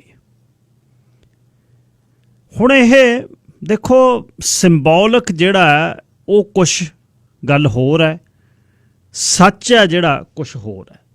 ਗੱਲ ਮੈਂ ਇਹ ਕਰਨੀ ਚਾਹੁੰਦਾ, ਡਮੀ ਇਜ਼ ਡੈਡ ਲਿਖਤਾ ਉਹਦਾ ਬਈ ਇਹਨੂੰ TB ਹੋ ਗਈ। ਉਹਦੇ ਸੱਟਾਂ ਲੱਗੀਆਂ ਬ੍ਰੈਂਡਨ ਹਸਪੀਟਲ ਦੇ ਵਿੱਚ 30 ਜੂਨ 1896 ਨੂੰ TB ਜਿਹੜਾ ਜੇ TB ਹੋਈ ਤਾਂ ਉਸ ਨੂੰ ਦਾਖਲ ਕਰਾ ਦਿੱਤਾ। ਉਸ ਤੋਂ ਬਾਅਦ ਮਰ ਗਿਆ ਉਹ। ਡਮੀ ਬੈਡ ਬॉय ਉਹਦਾ ਨਾਂ ਰੱਖਤਾ। ਹੁਣ ਇਹ ਕੁਝ ਵੀ ਇਹ ਕਰੀ ਜਾਣ, ਗੱਲ ਤਾਂ ਇਹ ਹੈ ਵੀ ਇੱਕ ਬੰਨੇ ਸਰਕਾਰ ਇਹ ਛੁੱਟੀ ਅੱਜ ਦੀ ਕਰ ਰਹੀ ਹੈ ਵੀ ਸੈਂਟਰ ਦੀ ਛੁੱਟੀ ਹੈ, ਇਹ ਕੈਨੇਡਾ 'ਚ ਸਾਰੇ ਛੁੱਟੀ ਹੈ, ਤੇ ਦੂਸਰੇ ਬੰਨੇ ਅਪੀਲ ਕਰ ਰਹੀ ਹੈ 2019 ਦੀ ਰੂਲਿੰਗ ਹਿਊਮਨ ਰਾਈਟਸ ਟ੍ਰਾਈਬਿਊਨਲ ਦੀ $40,000 ਹਜ਼ਾਰ ਦੇਣ ਦੀ ਉਹਨਾਂ ਪਰਿਵਾਰਾਂ ਨੂੰ, ਉਸ ਦੇ ਖਿਲਾਫ। ਇਸ ਇਲੈਕਸ਼ਨ ਦੇ ਵਿੱਚ ਇਹ ਗੱਲ ਨਾ ਤੁਰ ਜਾਵੇ ਤਾਂ ਕਿਸੇ ਨੇ ਮੂੰਹ ਨਹੀਂ ਕੀਤਾ ਕੈਮਲੂਪਸ ਦੀ ਜਿਹੜੀ ਸਭ ਤੋਂ ਪਹਿਲੀ ਜਿਹੜੀ ਉਹ ਬੇਨਾਮੀਆਂ ਕਬਰਾਂ ਵੱਲ। ਇੱਕੋ ਇੱਕ ਰਾਜਨੀਤਿਕ ਲੀਡਰ ਨੇ ਜ਼ਿਆਦਾ ਇਹਨਾਂ ਲਈ ਕੰਮ ਕੀਤਾ, ਉਹ ਜਗਮੀਤ ਸਿੰਘ ਹੈ। ਹੁਣ ਇਹ 9 ਨੇ ਚਰਚਿਲ ਰੈਜ਼ੀਡੈਂਸ਼ੀਅਲ ਦੇ, ਗਾਈ ਹਿਲ ਰੈਜ਼ੀਡੈਂਸ਼ੀਅਲ ਦੇ, ਐਲਖੌਰਨ ਰੈਜ਼ੀਡੈਂਸ਼ੀਅਲ ਸਕੂਲ ਦੇ, ਕ੍ਰਾਸ ਲੇਕ ਰੈਜ਼ੀਡੈਂਸ਼ੀਅਲ ਸਕੂਲ ਦੇ, ਮੈਨੀਟੋਬਾ ਦੇ ਬੱਚਿਆਂ ਦੇ 9 ਨੇ। Fort Alexander residential school, Pine Creek residential school, McKay residential school, Norway House residential school, Portage la Prairie residential school, Sandy Bay residential school, ਉਸ ਤੋਂ ਬਾਅਦ bishop ਹਾਰਡਨਰ ਹਾਲ। ਇਹ ਸਾਰੇ ਈਸਾਈ ਪਾਦਰੀਆਂ ਦੇ ਥੱਲੇ ਇਹ ਸਕੂਲ ਖੁੱਲ੍ਹ ਗਏ ਜਿਨ੍ਹਾਂ ਦੇ ਵਿੱਚ ਬਰਬਾਦ ਕਰਤੇ ਜਵਾਕ। ਉਹ ਬਿਮਾਰ ਹੋ ਕੇ ਮਰ ਗਏ, ਉਹ ਭੁੱਖੇ ਮਰ ਗਏ, ਕਈ ਉੱਥੋਂ ਭੱਜ ਕੇ ਮਰ ਗਏ, ਸੈਕਸ਼ੂਅਲੀ ਅਬਿਊਜ਼ ਹੋਏ। ਇਹ ਦਿਨ ਮਨਾਉਣ ਨਾਲ ਕੀ ਹੋ ਜੂ? ਦਿਨ ਨਾਲ ਕੀ ਕਰੋਗੇ ਤੁਸੀਂ? ਸਰ ਪ੍ਰਿਤਪਾਲ ਸਿੰਘ ਜੀ, ਤੁਸੀਂ ਏਅਰ ਤੇ ਹੋ, ਲਾਈਨ ਨੰਬਰ 1। ਸਤਿ ਸ਼੍ਰੀ ਅਕਾਲ ਗਿਲ ਸਾਹਿਬ ਤੇ ਸਤਿ ਸ਼੍ਰੀ ਅਕਾਲ ਤੁਹਾਡੇ ਲਿਸਨਰ ਨੂੰ। ਸਤਿ ਸ਼੍ਰੀ ਅਕਾਲ ਸੇਖੋ ਸਾਹਿਬ। ਹਾਂਜੀ, ਪਹਿਲਾਂ ਤਾਂ ਦੇਖੋ ਬਹੁਤ ਅਫਸੋਸ ਦੀ ਗੱਲ ਹੈ ਕਿ ਜੋ ਵਾਪਰਿਆ ਪਿਛਲੇ 150 ਸਾਲ ਦੇ ਵਿੱਚ, ਔਰ ਮੂਲ ਵਾਸੀਆਂ ਨਾਲ ਜਿੰਨੀਆਂ ਜਾਤੀਆਂ ਹੋਈਆਂ ਸਭ ਨੂੰ ਪਤਾ ਹੈ ਕਿਵੇਂ ਪਲੇਗ ਨਾਲ ਲਿਬੜੇ ਹੋਏ ਕੰਬਲ ਦੇ ਕੇ 85% ਇੱਥੇ ਦੀ ਆਬਾਦੀ ਪੂਰੇ ਨਾਰਥ ਅਮਰੀਕਾ ਦੀ, ਜਿਹਦੇ 'ਚ ਅਮਰੀਕਾ ਵੀ ਆ ਜਾਂਦਾ ਹੈ, ਕਿਵੇਂ ਵੈਨਿਸ਼ ਕੀਤੀ ਜਦੋਂ ਉਹਨਾਂ ਨੂੰ ਇਹ ਨਹੀਂ ਹਰਾ ਪਾ ਰਹੇ ਸੀਗੇ। ਤੇ ਬਾਅਦ 'ਚ ਉਹਨਾਂ ਦੇ ਹੱਕ ਹਕੂਕ ਕਿਵੇਂ ਖੋਏ, ਉਹਨਾਂ ਦੀ ਜ਼ਮੀਨ ਕਿਵੇਂ ਖੋਈ, ਉਹਨਾਂ ਦੇ ਬੱਚੇ ਕਿਵੇਂ ਖੋਏ, ਇਹ ਸਭ ਦੇ ਸਾਹਮਣੇ ਹੈਗਾ। ਸਭ ਤੋਂ ਵੱਡੀ ਦੁਖਦਾਈ ਗੱਲ ਇਹ ਹੈਗੀ ਕਿ ਜਿਹੜੇ ਬੱਚੇ ਵਿਚਾਰੇ ਪਰਿਵਾਰਾਂ ਤੋਂ ਲੈ ਲਿੱਤੇ ਜਾਂਦੇ ਸੀ, ਉਹਨਾਂ ਦੀ ਮ੍ਰਿਤਕ ਦੇਹਾਂ ਉਹਨਾਂ ਪਰਿਵਾਰਾਂ ਤੱਕ ਵਾਪਸ ਨਹੀਂ ਪਹੁੰਚਾਈ ਗਈਆਂ। ਤੇ ਜਿਹੜਾ ਅੱਜ ਦਾ ਦਿਹਾੜਾ ਹੈਗਾ, ਇਹ ਤਾਂ ਹੀ ਸਪੂਰਨ ਹੋਏਗਾ ਜਦੋਂ ਤੱਕ ਇੰਡੀਅਨ ਐਕਟ ਜਿਹੜਾ 1876 ਦਾ ਵਾਪਸ ਨਹੀਂ ਹੁੰਦਾ, ਜਿਹੜੀ ਸਭ ਤੋਂ ਵੱਡੀ ਮੰਗ ਹੈਗੀ ਆ, ਔਰ ਉਹਨਾਂ ਦੇ ਹੱਕ ਹਕੂਕ ਬਹਾਲ ਨਹੀਂ ਕੀਤੇ ਜਾਂਦੇ। ਇਸ ਵੇਲੇ ਜਿਹੜੀ ਸਭ ਤੋਂ ਇੰਪੋਰਟੈਂਟ ਗੱਲ ਹੈਗੀ, ਜਿਹੜੀ ਫੈਡਰਲ ਗਵਰਨਮੈਂਟ ਨੂੰ ਕਰਨੀ ਪੈਣੀ ਹੈ ਤੇ ਚਰਚ ਨੂੰ ਕਰਨੀ ਪੈਣੀ ਹੈ, ਕਿ ਜਿਹੜੇ ਰਿਮੇਨਸ ਮਿਲ ਰਹੇ ਨੇ ਉਹਨਾਂ ਦੀਆਂ DNA ਕਰਵਾ ਕੇ ਉਹਨਾਂ ਨੂੰ ਆਇਡੈਂਟੀਫਾਈ ਕਰਕੇ ਉਹਨਾਂ ਦੇ ਪੁਸ਼ਤੈਨੀ ਘਰਾਂ ਦੇ ਵਿੱਚ, ਪੁਸ਼ਤੈਨੀ ਪਰਿਵਾਰਾਂ ਦੇ ਵਿੱਚ ਦਫਨ ਕਰਵਾਇਆ ਜਾਵੇ, ਘਰਾਂ ਤੱਕ ਵਾਪਸ ਪਹੁੰਚਾਏ ਜਾਣ। ਔਰ ਉਸ ਤੋਂ ਬਾਅਦ ਜਿਹੜਾ ਰੈਕਡ ਕੈਥੋਲਿਕ ਚਰਚ ਨਹੀਂ ਦੇ ਰਹੀ ਹੈਗੀ, ਉਹ ਰੈਕਡ ਲਿੱਤਾ ਜਾਵੇ ਤਾਂ ਜੋ ਪਤਾ ਲੱਗ ਸਕੇ ਇਹ ਗ੍ਰੇਵਸ ਕਿਹਨਾਂ ਬੱਚਿਆਂ ਦੀ, ਇਹਨਾਂ ਦੇ ਕੀ ਨਾਂ ਨੇ, ਇਹ ਕਿਹੜੇ ਪਰਿਵਾਰ ਨੂੰ ਬਿਲੋਂਗ ਕਰਦੇ ਨੇ। ਔਰ ਉਸ ਤੋਂ ਬਾਅਦ ਰੋਮਨ ਕੈਥੋਲਿਕ ਚਰਚ ਨੂੰ ਜਿਹੜੀ ਮਾਫੀ ਦਾ ਦਬਾਅ ਬਣਾਇਆ ਜਾ ਰਿਹਾ, ਉਹਨਾਂ ਨੂੰ ਮਾਫੀ ਮੰਗਣੀ ਚਾਹੀਦੀ ਹੈ ਇਸ ਸਾਰੀ ਤਰਾਸਦੀ, ਕਿਉਂਕਿ ਇਹ ਅਜੇ ਵੀ ਹੋ ਰਹੀ ਹੈ ਕਈ ਮੁਲਕਾਂ ਦੇ ਵਿੱਚ। ਪਰ ਸੇਖੋ ਸਾਹਿਬ, ਇੱਕ ਬੰਨੇ ਦਿਨ ਮਨਾ ਰਹੇ ਨੇ, ਇੱਕ ਬੰਨੇ ਕੱਲ ਉਹ ਜਿਹੜੀ ਅਪੀਲ ਕੀਤੀ ਲਿਬਰਲ ਨੇ ਵੀ 40,000 ਅਸੀਂ ਨਹੀਂ ਇਹਨਾਂ ਨੂੰ ਕੰਪਨਸੇਟ ਕਰਨਾ, ਉਹਦੇ ਤੇ ਸੁਪਰੀਮ ਕੋਰਟ ਨੇ ਉਹ ਅਪੀਲ ਖਾਰਜ ਕਰਤੀ। ਇਹ ਸਰਕਾਰਾਂ ਡਬਲ ਕਿਉਂ ਕਰ ਰਹੀਆਂ ਗੱਲ, ਰਾਜਨੀਤਿਕ ਲੋਕ?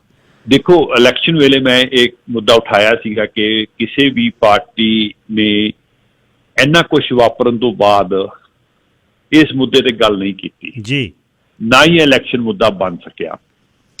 ਦੇਖੋ, ਟ੍ਰਿਬਿਊਨਲ ਨੇ ਫੈਸਲਾ ਦਿੱਤਾ, ਟ੍ਰਿਬਿਊਨਲ ਦੇ ਖਿਲਾਫ ਮਿਲੀਅਨ ਐਂਡ ਮਿਲੀਅਨ ਡਾਲਰ, ਜਿਹਦੇ 'ਚ ਸਕੈਮ ਵੀ ਹੋਇਆ, $40 ਮਿਲੀਅਨ ਦੇ ਕਰੀਬ ਵਕੀਲ ਲੈ ਗਏ, ਔਰ ਇਹਨਾਂ ਨੂੰ ਮਜਬੂਰ ਕੀਤਾ ਗਿਆ ਜਿਹੜੇ ਸਰਵਾਈਵਰ ਨੇ, ਸਕੂਲ ਜਿਹੜੇ ਰੈਜ਼ੀਡੈਂਸ਼ੀਅਲ ਸਕੂਲ ਸੀਗੇ ਉਹਨਾਂ ਦੇ ਵਿੱਚ ਜਿਹੜੇ ਵਿਕਟਮ ਸੀਗੇ, ਜੋ ਉਹਨਾਂ ਨਾਲ ਹੋਇਆ ਉਹ ਜੱਗ ਜ਼ਾਹਿਰ ਹੈ, ਸਭ ਨੂੰ ਪਤਾ ਹੈਗਾ ਜੀ ਗਿੱਲ ਸਾਹਿਬ ਜੀ ਜੀ। ਪਰ ਉਹਨਾਂ ਨੂੰ ਕੰਪਨਸੇਟ ਕਰਨ ਦੀ ਜਗ੍ਹਾ ਤੇ ਉਸ ਟ੍ਰਿਬਿਊਨਲ ਦੇ ਖਿਲਾਫ ਕੋਰਟ ਚਲੇ ਗਏ, ਜਿੰਦਾ ਕੱਲ ਫੈਸਲਾ ਆਇਆ। ਔਰ ਮੈਂ ਧੰਨਵਾਦ ਕਰਦਾ ਜੱਜ ਸਾਹਿਬ ਦਾ, ਜਿਨ੍ਹਾਂ ਨੇ ਕੇਸ ਨੂੰ ਡਿਸਮਿਸ ਕੀਤਾ, ਟ੍ਰਿਬਿਊਨਲ ਦੇ ਫੈਸਲੇ ਨੂੰ ਦਰੁਸਤ ਠਹਿਰਾਇਆ। ਮੈਂ ਇੱਥੇ ਯਾਦ ਕਰਵਾਉਣਾ ਚਾਹੁੰਦਾ ਕਿ 400 ਤੋਂ ਉੱਪਰ ਰਿਜ਼ਰਵ ਨੇ ਜਿਨ੍ਹਾਂ ਦੇ ਵਿੱਚ ਪੀਣ ਦਾ ਪਾਣੀ ਨਹੀਂ ਹੈਗਾ, ਔਰ ਉਹ ਪਾਣੀ ਮੁਹੱਈਆ ਕਰਾਉਣ ਦੀ ਬਜਾਏ ਸਰਕਾਰ ਉਹਨਾਂ ਨੂੰ ਕੋਰਟ 'ਚ ਲੈ ਗਈ, ਔਰ ਆਊਟ ਆਫ ਕੋਰਟ ਉਹਨਾਂ ਦੇ ਨਾਲ ਜਿਹੜੀ ਸੈਟਲਮੈਂਟ ਹੋਈ ਆ $300 ਬਿਲੀਅਨ ਦੇ ਕਰੀਬ ਕੰਪਨਸੇਟ ਕਰ ਰਹੇ ਨੇ, ਜਿਹੜਾ ਉਹਨਾਂ ਦਾ ਗਲਤ ਪਾਣੀ, ਮਤਲਬ ਕਿ ਮਾੜਾ ਪਾਣੀ ਪੀਣ ਨਾਲ ਉਹਨਾਂ ਦੀ ਸਿਹਤ ਦਾ ਨੁਕਸਾਨ ਹੋਇਆ, ਉਹਨਾਂ ਦੇ ਬੱਚਿਆਂ ਦੀ ਜਾਨਾਂ ਗਈਆਂ। ਤੇ ਤੁਸੀਂ ਦੇਖੋ ਕਿ ਇਹ ਸਰਕਾਰ ਦਾ ਵਿਤਰਾ ਅਜੇ ਤੱਕ ਵੀ ਨਹੀਂ ਬਦਲਿਆ। ਸੇਖੋ ਸਾਹਿਬ, ਖਬਰਾਂ ਦਾ ਸਮਾਂ ਹੋ ਗਿਆ ਜੀ, ਰੈਪ ਅਪ ਕਰਿਓ। ਹਾਂਜੀ, ਬਸ ਮੈਂ ਇਹੀ ਕਹਿਣਾ ਚਾਹੂੰਗਾ, ਅਸਲ ਰੀਕਨਸਾਈਲਿੰਗ ਇਹੀ ਹੋਏਗੀ ਕਿ ਸਭ ਤੋਂ ਪਹਿਲਾਂ ਤਾਂ ਇਹਨਾਂ ਨੂੰ ਪੀਣ ਦਾ ਪਾਣੀ ਮੁਹੱਈਆ ਕਰਾਇਆ ਜਾਵੇ, ਦੂਜਾ ਜਿਹੜਾ ਬੱਚਿਆਂ ਦੇ ਰਿਮੇਨਸ ਨੇ ਉਹ ਵਾਪਸ ਉਹਨਾਂ ਦੇ ਮਾਪਿਆਂ ਦੇ ਘਰ ਤੱਕ ਪਹੁੰਚਾਏ ਜਾਣ, ਔਰ ਉਹਨਾਂ ਨੂੰ ਰਿਸਪੈਕਟਫੁਲੀ ਦਫਨ ਕੀਤਾ ਜਾਵੇ। Thank you. ਔਰ ਸਭ ਤੋਂ ਵੱਡਾ ਜਿਹੜਾ ਹੈਗਾ, ਇੰਡੀਅਨ ਐਕਟ ਦੇ ਜਦੋਂ ਤੱਕ ਸਕ੍ਰੈਪ ਨਹੀਂ ਕਰਦੇ ਬਿਲਕੁਲ ਉਹ ਖਤਮ ਹੋਣਾ ਚਾਹੀਦਾ। ਬਿਲਕੁਲ ਠੀਕ, ਖਤਮ ਨਹੀਂ ਹੋਏਗਾ ਉਦੋਂ ਤੱਕ ਰੀਕਨਸਾਈਲਿੰਗ ਹੋ ਹੀ ਨਹੀਂ ਸਕਦੀ ਜੀ। ਬਿਲਕੁਲ, ਥੈਂਕ ਯੂ ਸਰ ਪ੍ਰਿਤਪਾਲ ਸਿੰਘੋ। ਉਹ ਇੰਡੀਅਨ ਐਕਟ ਦੇ ਥੱਲੇ ਹੀ ਇਹ ਜਿਹੜੇ ਰਿਜ਼ਰਵ ਬਣੇ, ਉਹਦੇ ਥੱਲੇ ਰੈਜ਼ੀਡੈਂਸ਼ੀਅਲ ਸਕੂਲ ਬਣੇ, ਇੰਡੀਅਨ ਐਕਟ ਸਕ੍ਰੈਪ ਹੋਵੇ ਤਾਂ ਸੋਵਰਨਿਟੀ ਇਸ ਕੌਮ ਦੀ ਹੋ ਸਕਦੀ ਹੈ। ਅੱਗੇ ਚੱਲਦੇ ਹਾਂ ਜੀ, ਫਿਰ ਡਾਕਟਰਸ ਦੀ ਇੱਥੇ ਜਵਾਕ ਜਿਹੜੇ ਸਾਡੇ ਪੜ੍ਹਦੇ ਨੇ, ਅੱਜ ਮੈਂ ਉਹਨਾਂ ਦੀ ਗੱਲ ਕਰਨੀ ਚਾਹੁੰਦਾ ਹੈ। ਬਹੁਤ ਪਰਿਵਾਰਾਂ ਨੇ ਨਿੱਜੀ ਜ਼ਿੰਦਗੀ ਬੱਚਿਆਂ ਦੀ ਸਾਂਝੀ ਕੀਤੀ ਵੀ ਕਿੰਨੀ ਮੁਸ਼ਕਿਲ ਦੇ ਵਿੱਚ ਦੀ ਲੰਘ ਰਹੇ ਨੇ। ਪਰ ਇੱਕ ਸੈਮ ਜੀ, ਉਹਨਾਂ ਨਾਲ ਗੱਲ ਕਰ ਲਈਏ ਪਹਿਲਾਂ। ਸੈਮ ਜੀ, ਸਵਾਗਤ। ਹਾਂਜੀ ਵੀਰ ਜੀ, ਸਤਿ ਸ਼੍ਰੀ ਅਕਾਲ ਜੀ। ਮੈਂ ਤਾਂ ਗੱਲ ਇਹ ਛੋਟੀ ਜਿਹੀ ਕਰਨੀ ਸੀ ਜਿਹੜੀ ਸੇਖੋ ਸਾਹਿਬ ਦੀ ਕਰਕੇ ਆਇਆ ਨਾ। ਮੇਰਾ ਤਾਂ ਕੁਐਸਚਨ ਗੱਲ ਤਾਂ ਵੀ ਹੈਗਾ ਤੁਹਾਡੇ ਤੇ ਨਹੀਂ ਥੋੜਾ ਜਿਹਾ, ਵੀ ਅਸੀਂ ਹੀ ਸਰਕਾਰ ਆ ਤੇ ਅਸੀਂ ਹੀ ਭਰ ਜਾਏ, ਇਹ ਇਲਜ਼ਾਮ ਸਾਡੇ ਤੇ ਲੱਗ ਰਿਹਾ ਹੈ। ਹੁਣ ਮੈਨੂੰ ਇਹ ਦੱਸੋ ਵੀ ਇੱਕ ਪੱਤਾ ਵੀ ਨਹੀਂ ਹਿੱਲ ਸਕਦਾ ਰਿਜ਼ਰਵ ਦੇ ਵਿੱਚ, ਕਿ ਰਿਜ਼ਰਵ ਦਾ ਜਿਹੜਾ ਇਸ਼ੂ ਆ ਰਿਹਾ ਹੈ ਕਿਉਂ ਆ ਰਿਹਾ ਹੈ? ਉੱਥੇ ਤਾਂ ਉਹ ਤਾਂ ਇੱਕ ਪਾਈਪ ਵੀ ਨਹੀਂ ਪਾਉਣ ਆਉਂਦੇ ਉੱਥੇ। ਫਿਰ ਕਿਵੇਂ ਅਸੀਂ ਕਹਿ ਸਕਦੇ ਹਾਂ ਕਿ ਇਹ ਸਰਕਾਰ ਦੀ ਹੀ ਗਲਤੀ ਹੈ? ਮੇਰਾ ਇੱਕ ਕੁਐਸਚਨ, ਕਿਉਂਕਿ ਕੋਈ ਪੋਲੀਟੀਸ਼ੀਅਨ ਤਾਂ ਬੋਲ ਨਹੀਂ ਰਿਹਾ, ਕਿਉਂਕਿ ਪੋਲੀਟੀਸ਼ੀਅਨ ਬੋਲਿਆ ਨਹੀਂ ਤੇ ਉਹਦੇ ਕੋਲ ਉਹਦਾ ਕੈਰੀਅਰ ਤਬਾਹ, ਸੋ ਉਹ ਤਾਂ ਨਹੀਂ ਬੋਲ ਰਿਹਾ। ਪਰ ਇਹ ਕੀ ਸੱਚੀ ਹੈ ਸਾਡੋਂ ਉਹ ਕੁਆਲਿਟੀ ਮੰਗ ਰਿਹਾ ਹੈ ਕਿ ਜਸਟ ਪੈਸੇ ਮੰਗ ਰਿਹਾ ਹੈ? ਕਿ ਇਹ ਤਾਂ ਨਹੀਂ ਵੀ ਉਹ ਇਕੱਠੇ ਹੋਏ ਆ ਕੁਝ ਲੋਕ, ਕਹਿਣਾ ਤਾਂ ਨਹੀਂ ਚਾਹੀਦਾ ਕਿਉਂਕਿ ਚਲੋ ਮੇਰੇ ਹੱਥੋਂ ਤਾਂ ਚਾਬੀ ਫੜ ਲੈਣਗੇ, ਇਕੱਠੇ ਹੋਏ ਆ ਲੋਕ ਜਿਹੜੇ ਕਿ ਬਸ ਕਿਸੇ ਨੂੰ ਬੋਲਣ ਵੀ ਨਹੀਂ ਦੇ ਰਿਹਾ। ਮੇਰੇ ਖਿਆਲ ਬਾਹਲਾ ਨਾ ਮੈਂ ਗੱਲ ਕਰਾਂ, ਮੇਰੀ ਗੱਲ ਤੁਸੀਂ ਸਮਝ। ਮੈਂ ਸਮਝ ਗਿਆ ਜੀ, ਸਮਝ ਗਿਆ। ਗੱਲ ਇਹ ਹੈ ਸਰਦਾਰ ਸਾਹਿਬ, ਉੱਥੇ ਪੱਤਾ ਹਿੱਲਣ ਨਹੀਂ ਦਿੱਤਾ ਨਾ। ਜਦ ਕੋਈ ਇਨਵੇਡ ਕਰਦਾ ਨਾ ਜੀ, ਐਰੀਅਨਸ ਨੇ ਇਨਵੇਡ ਕੀਤੇ ਦਰਾਵੜ, ਦੇਖੋ ਕਿੱਥੇ ਲਾਏ ਬੈਠੇ ਨੇ ਖੂੰਜੇ 'ਚ, ਕਿੱਥੇ ਆ ਸਾਊਥ ਇੰਡੀਆ, ਖੰਗਣ ਨਹੀਂ ਦਿੱਤੇ। ਅਸੀਂ ਵੀ ਉਹਨਾਂ 'ਚੋਂ ਹਾਂ, ਅਸੀਂ ਵੀ ਇਨਵੇਡਰ ਹਾਂ, ਅਸੀਂ ਵੀ ਇਜਿਪਟ ਤੋਂ ਚੱਲੇ, ਅਰਮੀਨੀਆ ਤੋਂ ਇਜਿਪਟ 'ਚ ਆ ਗਏ, ਮਿਸਰ ਦੇ ਵਿੱਚੋਂ ਤੁਰ ਪਏ, ਫਿਰ ਕਬੀਲੇ ਤੁਰ ਪਏ ਉੱਥੋਂ। ਅਬਦਾਲੀ ਚੜ੍ਹਦਾ ਸੀ, ਸਿਕੰਦਰ ਚੜ੍ਹਿਆ, ਹਲਾਕੂ ਚੜ੍ਹਿਆ, ਮੰਗੋਲ ਚੜ੍ਹੇ। ਉਹ ਫਿਰ ਜਦ ਲੰਘਦੇ ਆ ਨਾ ਜੀ, ਫਿਰ ਉਹ ਪੱਤਾ ਛੱਡਦੇ ਹੀ ਨਹੀਂ ਹਿੱਲਣ ਜੋਗਾ। ਇਹੀ ਇਸ ਤਰ੍ਹਾਂ ਹੁਣ ਦੇ ਸਮੇਂ 'ਚ ਜਦ ਇਨਵੇਡ ਕੀਤਾ ਹੈ ਦੇਸ਼, ਜਿਨ੍ਹਾਂ 'ਤੇ ਜੇ ਰਾਜ ਕੀਤਾ ਸਰਦਾਰ ਸਾਹਿਬ ਜੀ ਉਹ ਸਿਆਣੇ ਹੋ ਜਾਣ, ਫਿਰ ਰਾਜ ਨਹੀਂ ਨਾ ਹੋਣਾ। ਇਉਂ ਹੀ ਪੰਜਾਬ ਵਾਲੇ ਨਹੀਂ ਹੋਣ ਦਿੰਦੇ, 2 ਸੈਕਟਰ ਵਾਲੇ, ਉਹ ਨਹੀਂ ਸਿਆਣੇ ਹੋਣ ਦਿੰਦੇ। ਉਹ ਕਹਿੰਦੇ ਮਾਰੋ ਟੰਬੇ ਇਹਨਾਂ ਦੇ, ਜਿੰਨੇ ਸਕਿਲਡ ਨੇ ਚਲੋ ਬਾਹਰ ਨੂੰ ਜਾਓ, ਕੈਨੇਡਾ, ਅਮਰੀਕਾ, ਆਸਟ੍ਰੇਲੀਆ, ਨਿਊਜ਼ੀਲੈਂਡ, ਤੇ ਰਹੋ ਉੱਥੇ। ਇੱਥੇ ਤਾਂ ਸਾਨੂੰ ਪੱਠੇ ਵੱਢ ਚਾਹੀਦੇ ਨੇ ਮੂਹਰੇ ਬੈਠੇ, ਜਿਹੜੇ ਚੌਂਕੜੀ ਮਾਰੀ ਬੈਠੇ ਹੋਣ ਤੇ ਗੱਭੇ ਹੱਥਾਂ ਦੇ ਨਾਲ ਪੱਟਾਂ ਦੇ ਵਿੱਚੋਂ ਮਿੱਟੀ ਪੱਟੀ ਜਾਣ ਤੇ ਟੋਆ ਕਰ ਲੈਣ ਉੱਥੇ। ਆਟਾ ਦਾਲ ਸਕੀਮ ਦੇਵਾਂਗੇ ਇਹਨਾਂ ਨੂੰ, ਇਹਨਾਂ ਦੇ ਹਾਈਡਰੋ ਇਲੈਕਟ੍ਰਿਕ ਪਾਵਰ ਸਟੇਸ਼ਨ ਜਿਹੜੇ ਨੇ ਉਹ ਵੀ ਫੇਲ ਕਰਕੇ ਇਹਨਾਂ ਦੇ ਕੋਲਾ ਲਿਆ ਕੇ ਝਰੀਏ ਤੋਂ ਇਹਨਾਂ ਦੀ ਹਿੱਕ ਤੇ ਬਾਲਾਂਗੇ ਤੇ ਕੈਂਸਰ ਦੀ ਟ੍ਰੇਨ। ਗੱਲ ਇਹ ਹੈ, ਜਦ ਇਨਵੇਡ ਕਰਦੇ ਨੇ ਨਾ ਜੀ, ਉਹ ਫਿਰ ਕਿਹਨੇ ਰਿਜ਼ਰਵ ਬਣਾਏ, ਕੱਢ ਕੇ ਕੌਣ ਲੈ ਗਏ ਉਹਨਾਂ ਦੀ ਜਗ੍ਹਾ 'ਤੇ? ਉਹਨਾਂ ਦੇ ਆਲੇ ਦੁਆਲੇ ਜਿੱਦਣ ਰਿਜ਼ਰਵ ਸੈੱਟ ਕੀਤੇ ਨਾ ਜੀ, ਰਿਜ਼ਰਵ ਦੇ ਉੱਪਰ ਇੱਕ ਚੋਬਦਾਰ ਲਾਤਾ ਆਪਣਾ ਸਰਕਾਰਾਂ ਨੇ, ਉਹਨਾਂ ਦੀ ਧਰਤੀ ਉਹਨਾਂ ਦਾ ਬਾਗਲਾ ਕਰਤਾ। ਉਹਨੂੰ ਕਹਿੰਦੇ 8 ਵਜੇ ਤੱਕ ਨਾ ਆਇਆ ਰਿਜ਼ਰਵ ਦੇ ਵਿੱਚ, ਓਏ ਠੰਡ 'ਚ ਰਹਿਣਾ ਪਊ ਬਾਹਰ। ਫਿਰ ਉਹ ਰਿਜ਼ਰਵ ਨੂੰ ਭੱਜਣ ਲੱਗ ਗਏ ਵੀ ਚਲੋ ਚਲੋ ਚਲੋ ਛੇਤੀ ਸੌਈਏ ਉੱਥੇ। ਆਹ ਲਓ ਚੜ੍ਹੇ ਮਹੀਨੇ $1200-1500, ਆਹ ਤੁਹਾਨੂੰ ਸਿਗਰਟਾਂ ਸਸਤੀਆਂ, ਤੁਹਾਨੂੰ ਗੈਸ ਸਸਤਾ, ਤੁਸੀਂ ਕੋਈ ਟੈਕਸ ਨਹੀਂ ਭਰਨਾ, ਕਰੋ ਮੌਜਾਂ, ਸਾਡੇ ਵੱਲ ਨਾ ਝਾਕਿਓ। ਤੁਹਾਡੀ ਕਰਾਉਨ ਲੈਂਡ, ਜਿਹੜੀ ਤੁਹਾਡੀ ਲੈਂਡ, ਉਹ ਅਸੀਂ ਆਪਣੇ ਚਹੇਤਿਆਂ ਨੂੰ ਦੇਵਾਂਗੇ। 10-10 ਹਜ਼ਾਰ ਕਿੱਲਾ, 5-5 ਹਜ਼ਾਰ ਕਿੱਲਾ, 1000 ਕਿੱਲਾ, ਤੇ ਤੁਹਾਡੀ ਜ਼ਮੀਨ ਦੇ ਵਿੱਚ ਦੀ ਕੱਢਾਂਗੇ ਪਾਈਪ ਅਸੀਂ। ਉਹ ਕਹਿੰਦੇ ਪਾਈਪ ਤੁਸੀਂ ਕੱਢਦੇ ਹੋ, ਸਾਨੂੰ ਕੀ ਦਓਗੇ? ਉਹਨਾਂ ਦਾ ਮੰਗਣਾ ਫਰਜ਼ ਹੈ। ਇੱਕ ਬੰਨੇ ਹੱਕ ਨੇ, ਇੱਕ ਬੰਨੇ ਆਰਥਿਕਤਾ। ਹੱਕਾਂ ਦੇ ਨਾਲ ਆਰਥਿਕਤਾ ਬਹੁਤ ਵਧੀਆ ਚੱਲ ਸਕਦੀ ਆ। ਪੰਜਾਬ ਵੀ ਕਾਹਦੇ ਲਈ ਬਰਬਾਦੀ ਤੇ ਬੈਠਾ ਹੈ? ਹੱਕ ਨਹੀਂ ਦਿੱਤੇ, ਆਰਥਿਕਤਾ ਨੂੰ ਹੁਲਾਰਾ ਦਿੰਦੇ ਨੇ। ਹਰ ਇੱਕ ਕੌਮ ਦਾ ਆਪਣਾ ਜਜ਼ਬਾ। ਉਹ ਕਹਿੰਦੇ ਪਹਿਲਾਂ ਹੱਕ ਦਿਓ, ਆਰਥਿਕਤਾ ਫੇਰ ਸਹੀ। ਅੱਧੀ ਖਾ ਲਾਂਗੇ, ਪਰ ਖਾਣੀ ਗਰਦਨ ਉੱਚੀ ਕਰਕੇ ਆ। ਮੁੱਲ ਪੈ ਗਏ ਸਿਰਾਂ ਦੇ, ਪਰ ਉਹਨਾਂ ਸਿਰਾਂ ਦੇ ਮੁੱਲ ਪੈ ਕੇ ਜਦ ਕੁੜੀਆਂ ਨੂੰ ਵੱਢ ਕੇ ਉਹਨਾਂ ਦੇ ਜੂੜੇ ਉੱਪਰ ਕੱਢ ਕੇ ਜ਼ਕਰੀਏ ਦੇ ਪੇਸ਼ ਕਰਨ ਲੱਗ ਗਏ, ਅਬਦਸਮੰਦ ਖਾਨ ਤੋਂ ਉਹਦੇ ਗਾਹਾਂ ਉਹਦੇ ਪੁੱਤ ਨੇ ਤੋਰਤੀ ਕਹਾਣੀ। ਉੱਥੇ ਬਾਬਾ ਤਾਰਾ ਸਿੰਘ ਵਾਹ ਨਿਕਲਿਆ, ਉੱਥੇ ਹੀ ਗਰਜਾ ਸਿੰਘ ਬੋਤਾ ਸਿੰਘ ਉਹ ਨਹੀਂ ਨਿਕਲੇ। ਉਹ ਕਹਿੰਦੇ ਨਾ ਇਉਂ ਨਹੀਂ ਲੰਘਣ ਦਿੰਦੇ ਅਸੀਂ, ਇਹਦਾ ਫਾਇਦਾ ਕੀ ਹੈ? ਫਰਲਾ ਦੇਖ ਲਿਆ, ਉਹ ਕਹਿੰਦਾ ਸਿੰਘ ਲੁਕੇ ਬੈਠੇ ਨੇ ਝੱਲਾਂ 'ਚ।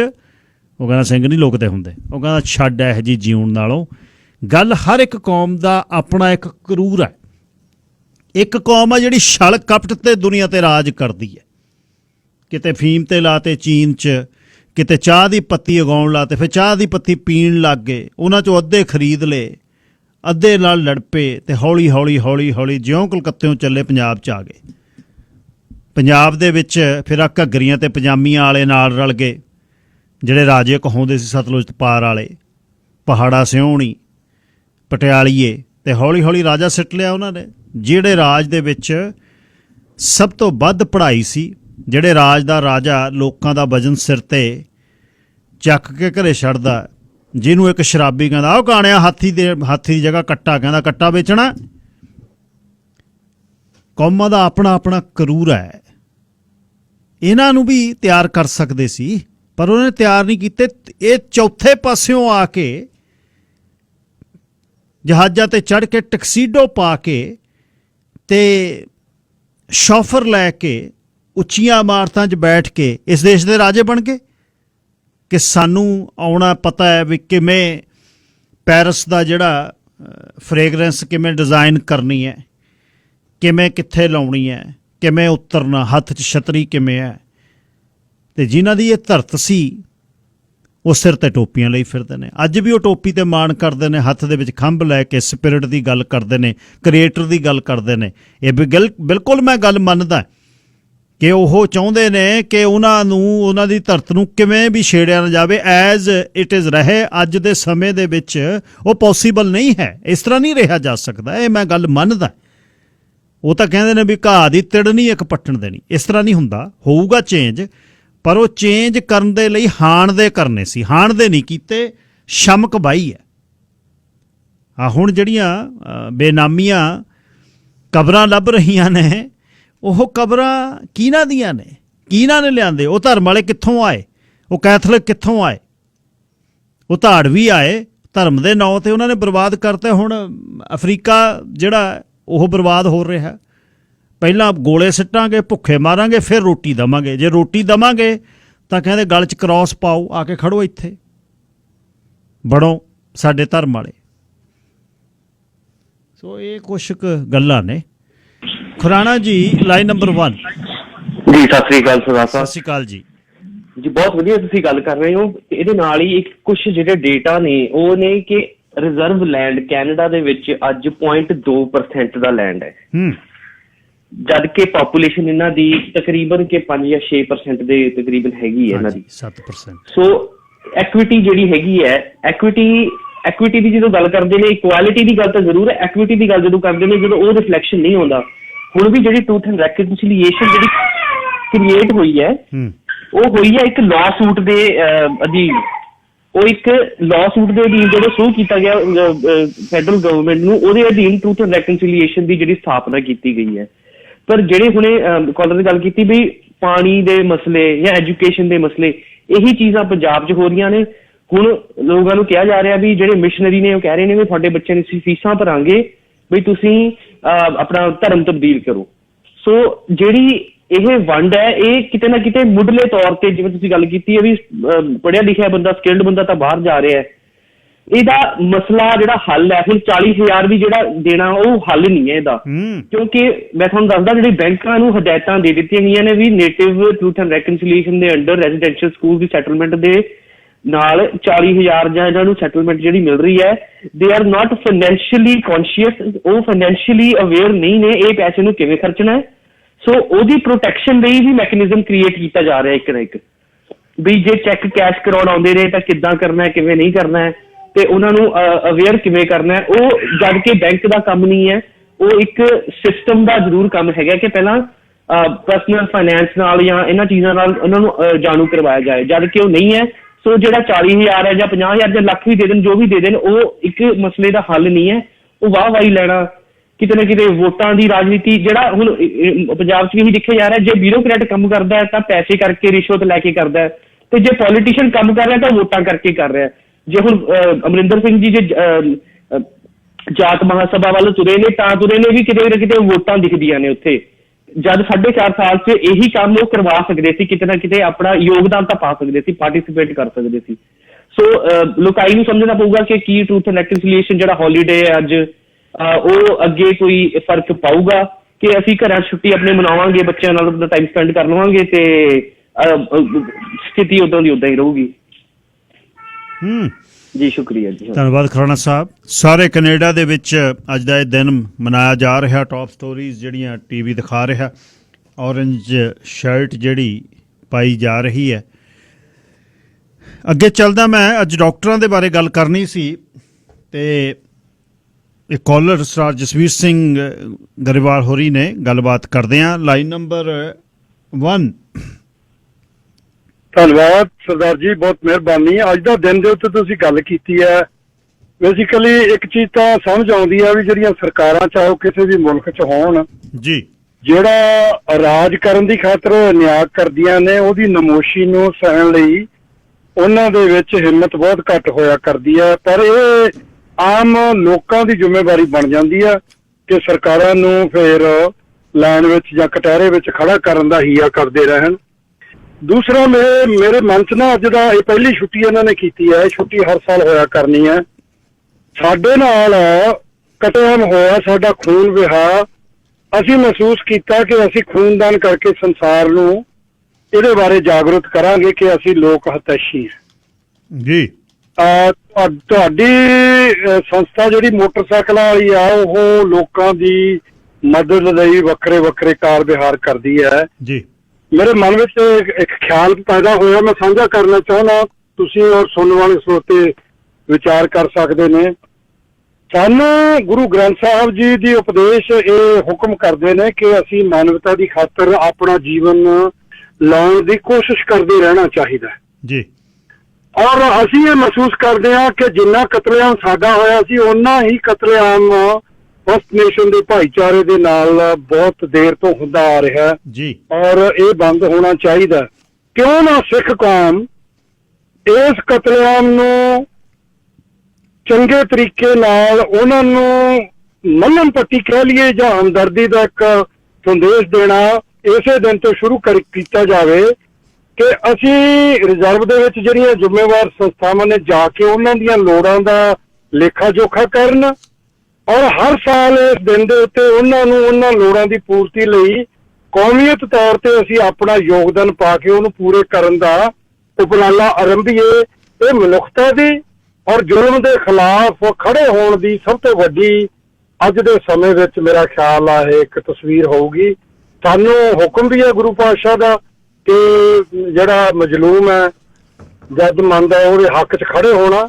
ਜੇ ਸਰਕਾਰਾਂ ਅਜੇ ਇੱਧਰ ਉੱਧਰ ਕਰ ਰਹੀਆਂ ਨੇ ਤਾਂ ਅਸੀਂ ਇਸ ਨੂੰ ਆਰੰਭ ਕਰੀਏ। ਮੈਨੂੰ ਲੱਗਦਾ ਆਉਣ ਵਾਲੇ ਸਮੇਂ 'ਚ ਇਹ ਬਹੁਤ ਵੱਡਾ ਕਮਿਊਨਿਟੀ ਜਾਂ ਹੋਰ ਮਨੁੱਖਵਾਦੀ ਲੋਕ ਇਹਦੇ ਹੰਗਾਰਾ ਦੇਣਗੇ ਤੇ ਸਿੱਖ ਕੌਮ ਨੂੰ ਇਹਦੀ ਪਹਿਲੇ ਸ਼ੁਰੂਆਤ ਕਰਨੀ ਚਾਹੀਦੀ ਆ। ਖਾਸ ਕਰਕੇ ਤੁਹਾਡੀ ਜਿਹੜੀ ਆ ਮੋਟਰਸਾਈਕਲ ਕਲੱਬ ਵਾਲੇ ਜੇ ਕਰਨ, ਬਲੱਡ ਦੇਖੋ ਦੇਣ ਵਾਲਾ ਸਿਸਟਮ ਤੁਹਾਡੇ ਇੱਥੋਂ ਸ਼ੁਰੂ ਹੋਇਆ ਸੀ, ਜੀ ਸਾਰੇ ਸੰਸਾਰ ਵਿੱਚ ਚੱਲਦਾ ਜੀ। ਸੋ ਇਹ ਮਨੁੱਖਵਾਦੀ ਪਹਿਲੂ ਬਹੁਤ ਵੱਡਾ ਹੋਊਗਾ, ਸਾਨੂੰ ਇੱਧਰ ਧਿਆਨ ਦੇਣ ਦੀ ਲੋੜ ਆ। ਮੇਰੇ ਮਨ ਵਿੱਚ ਸਵਾਲ ਆ ਸੀ, ਮੈਂ ਬਿਲਕੁਲ ਬੇਨਤੀ ਠੀਕ ਕੀਤੀ ਹੈ। ਧੰਨਵਾਦ ਸਰ ਸਾਹਿਬ। ਧੰਨਵਾਦ। ਬਿਲਕੁਲ ਇਹਦੀ ਸ਼ੁਰੂਆਤ ਹੋਵੇਗੀ, ਰੱਬ ਸੁੱਖ ਰੱਖੇ। ਅੱਛਾ, ਇੱਕ ਜਿਹੜਾ ਬਹੁਤ ਮਾਪਿਆਂ ਦਾ ਦੁੱਖ ਹੈ ਉਹ ਮੈਂ ਅੱਜ ਤੁਹਾਡੇ ਨਾਲ ਸਾਂਝਾ ਕਰਨਾ ਹੈ, ਜਿਨ੍ਹਾਂ ਦੇ ਜਵਾਕ ਇਸ ਦੇਸ਼ 'ਚ ਡਾਕਟਰ ਬਣਨਾ ਚਾਹੁੰਦੇ ਆ। ਪੜ੍ਹਾਈ ਆ 12 ਸਾਲ, ਉਸ ਤੋਂ ਬਾਅਦ 4 ਸਾਲ ਦੀ BSc ਹੈ, 16 ਤੇ 5 21 22 ਸਾਲ ਦੇ ਹੁੰਦੇ। ਫਿਰ ਉਹ ਮੈਡੀਕਲ ਸਕੂਲ ਦੇ ਵਿੱਚ ਐਡਮਿਸ਼ਨ ਦੇ ਲਈ MCAT ਲਿਖਦੇ ਨੇ, ਜਿਹੜਾ ਮੈਡੀਕਲ ਕਾਲਜ ਐਡਮਿਸ਼ਨ ਟੈਸਟ ਹੈ, ਜਿਹਦੇ 528 ਨੰਬਰ ਨੇ, ਜਿਹਦੇ ਵਿੱਚੋਂ ਟੌਪ ਦੇ ਜਿਹੜੇ ਨੰਬਰ ਲੈਂਦੇ ਨੇ ਉਹਨਾਂ ਦੇ ਸਾਡੇ ਜਿਹੜੇ ਰਿਪਿਊਟਡ ਯੂਨੀਵਰਸਿਟੀਆਂ ਨੇ, UBC ਹੈ, ਉਸ ਤੋਂ ਬਾਅਦ ਯੂਨੀਵਰਸਿਟੀ ਆਫ ਕੈਲਗਰੀ ਹੈ, ਸਸਕੈਚੂਨ, ਯੂਨੀਵਰਸਿਟੀ ਆਫ ਟੋਰਾਂਟੋ ਹੈ, ਬਾਕੀ ਜਿੱਥੇ ਜਿੱਥੇ ਵੀ ਕਾਲਜ ਨੇ, ਲਿਮਟਿਡ ਦੀਆਂ ਸੀਟਾਂ ਨੇ, ਰਹਿ ਜਾਂਦੇ ਨੇ ਜਵਾਕ, ਫੇਰ ਲਿਖਦੇ ਨੇ, ਫੇਰ ਰਹਿ ਜਾਂਦੇ ਨੇ। 23-24 ਸਾਲ ਦੀ ਉਮਰ ਦੇ ਵਿੱਚ ਉਹ ਕਹਿੰਦੇ ਨੇ ਬਈ ਹੁਣ, ਉਹ ਕਹਿੰਦੇ ਚਲੋ ਫਿਰ ਹੁਣ ਫਿਰ ਬਾਹਰਲੇ ਦੇਸ਼ ਚੱਲੀਏ, ਕਿਤੇ ਆਸਟ੍ਰੇਲੀਆ ਚੱਲੀਏ, ਕਿਸੇ ਹੋਰ ਦੇਸ਼ ਚੱਲੀਏ, ਜਾਂ ਕੈਰੇਬੀਅਨ 'ਚ ਕਿਤੇ ਚੱਲੀਏ। ਇੱਕ ਪਰਿਵਾਰ ਦੀ ਗੱਲ ਮੈਂ ਤੁਹਾਨੂੰ ਦੱਸਦਾ ਬਈ, ਇੱਕ ਬੱਚੀ ਬਹੁਤ ਕਲੋਜ਼ ਪਰਿਵਾਰ ਦੇ ਵਿੱਚੋਂ ਆਸਟ੍ਰੇਲੀਆ ਪੜ੍ਹਨ ਚਲੀ ਗਈ, ਜਦ ਇੱਥੇ ਐਡਮਿਸ਼ਨ ਨਹੀਂ ਹੋਈ। 5 ਸਾਲ ਪੜ੍ਹਦੀ ਉਹ 27, 28, 29 ਸਾਲ ਦੀ ਹੋ ਗਈ, ਉੱਥੇ ਨੌਕਰੀ ਕਰਨ ਲੱਗੀ। ਹੁਣ ਉੱਥੋਂ ਬੈਠੀ ਉਹ ਉਡੀਕ ਰਹੀ ਹੈ, ਰੈਜ਼ੀਡੈਂਸੀ ਲਈ ਅਪਲਾਈ ਕਰ ਰਹੀ ਹੈ, ਰੈਜ਼ੀਡੈਂਸੀ ਨਹੀਂ ਕੈਨੇਡਾ 'ਚ ਮਿਲ ਰਹੀ। ਪਰਿਵਾਰ ਆਪਣੀ ਧੀ ਨੂੰ ਤਰਸਦਾ, ਧੀ ਪਰਿਵਾਰ ਨੂੰ ਤਰਸਦੀ ਹੈ। ਡਾਕਟਰ ਬਣਦੇ ਬਣਦੇ ਇਹ ਜਵਾਕ 30-31 ਵਰਿਆਂ ਦੇ ਹੋ ਜਾਂਦੇ ਨੇ। ਆ ਕੇ ਫੇਰ ਜਬਕਣਾ ਰੈਜ਼ੀਡੈਂਸੀ 2 ਸਾਲ ਦੀ ਪਤਾ ਨਹੀਂ ਕਿੱਥੇ ਮਿਲੂ, 34-35 ਸਾਲ ਦੀ ਉਹ ਵਾਪਸ ਆਊਗੀ ਆਪਣੇ ਸ਼ਹਿਰ 'ਚ, ਆਪਣੇ ਮਾਪਿਆਂ ਦੇ 'ਚ। ਫਿਰ ਉਹ ਸਕੂਲ, ਫਿਰ ਉਹ ਆਪਣੇ ਕਿਤੇ ਕੰਮ ਕਰਨਾ ਸ਼ੁਰੂ ਕਰੂ ਜਾਂ ਆਪਣਾ ਕਲੀਨਿਕ ਸ਼ੁਰੂ ਕਰੂ। ਕਦ ਵਿਆਹ ਕਰਾਊਗੀ ਉਹ? ਡਾਕਟਰਾਂ ਦੀ ਸ਼ਾਰਟੇਜ, 8-8 ਘੰਟੇ ਦੀ ਵੇਟ, 10-10 ਘੰਟੇ ਦੀ ਵੇਟ। ਕਿਸੇ ਦੇ ਬੱਖੀ 'ਚ ਦਰਦ ਹੁੰਦਾ, ਕਿਸੇ ਦੇ ਸਿਰ 'ਚ ਦਰਦ ਹੁੰਦਾ, ਕਿਸੇ ਨੂੰ ਉਲਟੀਆਂ ਆਉਂਦੀਆਂ ਨੇ, ਚੱਲ ਐਮਰਜੈਂਸੀ, ਰਾਤ ਨੂੰ ਕਿੱਥੇ ਜਾਣਾ। ਸੇਮ ਟੋਕਨ 'ਤੇ ਸਰੀਰ ਇੱਕ ਹੈ, ਦੁਨੀਆ ਦੇ ਕਿਤੇ ਵੀ ਖਿੱਤੇ 'ਚ ਵੱਸਦਾ, ਉਹਦੀ ਪੜ੍ਹਾਈ ਇੱਕ ਹੈ, ਐਨਾਟਮੀ ਇੱਕ ਹੈ। ਹੁਣ ਉਹ ਜਿਹੜੇ ਪੜ੍ਹ ਕੇ ਆਏ ਨੇ ਉੱਥੋਂ ਡਿਗਰੀਆਂ ਕਰਕੇ, ਕਲੀਨਿਕ ਚਲਾਉਂਦੇ, ਵਿਆਹ ਹੋ ਗਿਆ, ਉਹਨੂੰ ਕਹੇ ਤੁਸੀਂ, ਉਹ ਕਹੇ ਨਾ ਤੁਸੀਂ ਕਿੱਥੇ ਇੱਥੇ ਫਿੱਟ ਆ ਜਾਓਗੇ, ਇਹ ਤਾਂ ਬਹੁਤ ਔਖਾ ਹੈ।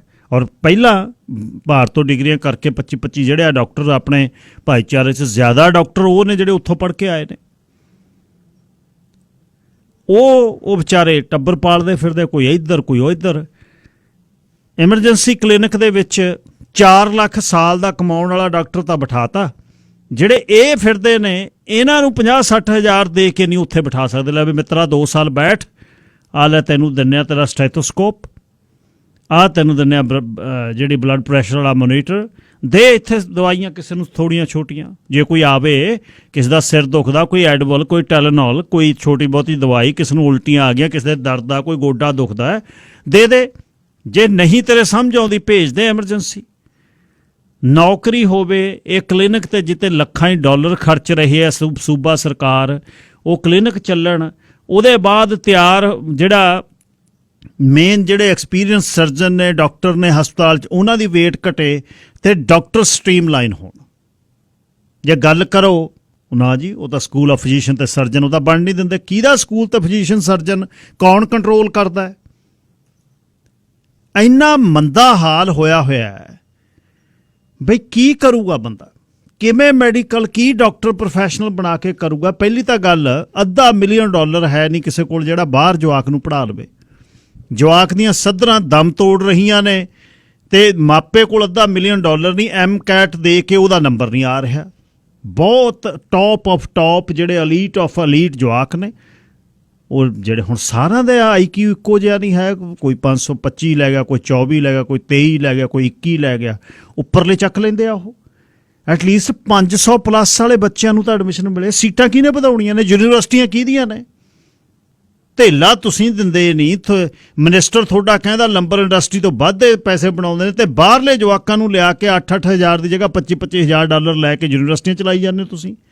ਜਿਹੜੀਆਂ ਸਿਰੇ ਦੀਆਂ ਯੂਨੀਵਰਸਿਟੀਆਂ ਨੇ ਗਵਰਨਮੈਂਟ ਫੰਡਿੰਗ, ਉਹਨਾਂ 'ਚ ਸੀਟਾਂ ਘੱਟ ਨੇ, ਫੈਕਲਟੀ ਛੋਟੀ ਹੈ, ਉਹ ਟੌਪ ਦੇ ਚੱਕ ਲੈਂਦੇ ਆ ਵਿੱਚੋਂ। ਡਾਕਟਰਾਂ ਦੀ ਸ਼ਾਰਟੇਜ ਆ, ਜਿੱਧਰ ਦੇਖੋ ਫੈਮਿਲੀ ਫਿਜ਼ੀਸ਼ੀਅਨ ਨਹੀਂ ਮਿਲ ਰਿਹਾ। ਬਸ ਹੈ, ਇਹਦਾ ਇਲਾਜ ਕੀ ਹੋ ਸਕਦਾ? 604 204 0600 ਲਾਈਨ ਨੰਬਰ 1 ਤੁਸੀਂ ਏਅਰ ਤੇ ਹੋ ਜੀ। 6042040600 ਤੁਹਾਡੇ ਰਿਸ਼ਤੇਦਾਰੀ ਚੋਂ, ਤੁਹਾਡੇ ਪਰਿਵਾਰ ਚੋਂ ਕੋਈ ਡਾਕਟਰ ਬਣਨ, ਧੀ ਪੁੱਤ ਬਾਹਰ ਗਿਆ ਦੇਸ਼ ਚੋਂ, ਤੁਸੀਂ ਏਅਰ ਤੇ ਹੋ ਜੀ। Line number 1।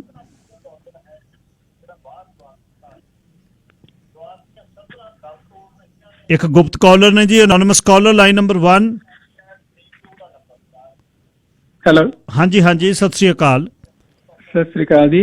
ਜਿਹੜੇ ਤੁਹਾਡੇ ਕਾਲਰ ਦੀ ਹਲੇ ਚੱਲ ਰਹੀ ਹੈ, ਉਹਨਾਂ ਖਤਮ ਹੋ ਗਿਆ ਤੁਹਾਡਾ ਕੀ ਪੁੱਛਣਾ? ਨਹੀਂ ਜੀ, ਮੈਂ ਗੱਲ ਕਰ ਲਈ ਜੀ, ਤੁਸੀਂ ਕਰੋ। ਅੱਛਾ, ਮੈਂ ਪੈਸਾ ਤੁਹਾਨੂੰ ਥੋੜੀ ਇਨਫੋਰਮੇਸ਼ਨ ਦੇਣਾ ਹੈ।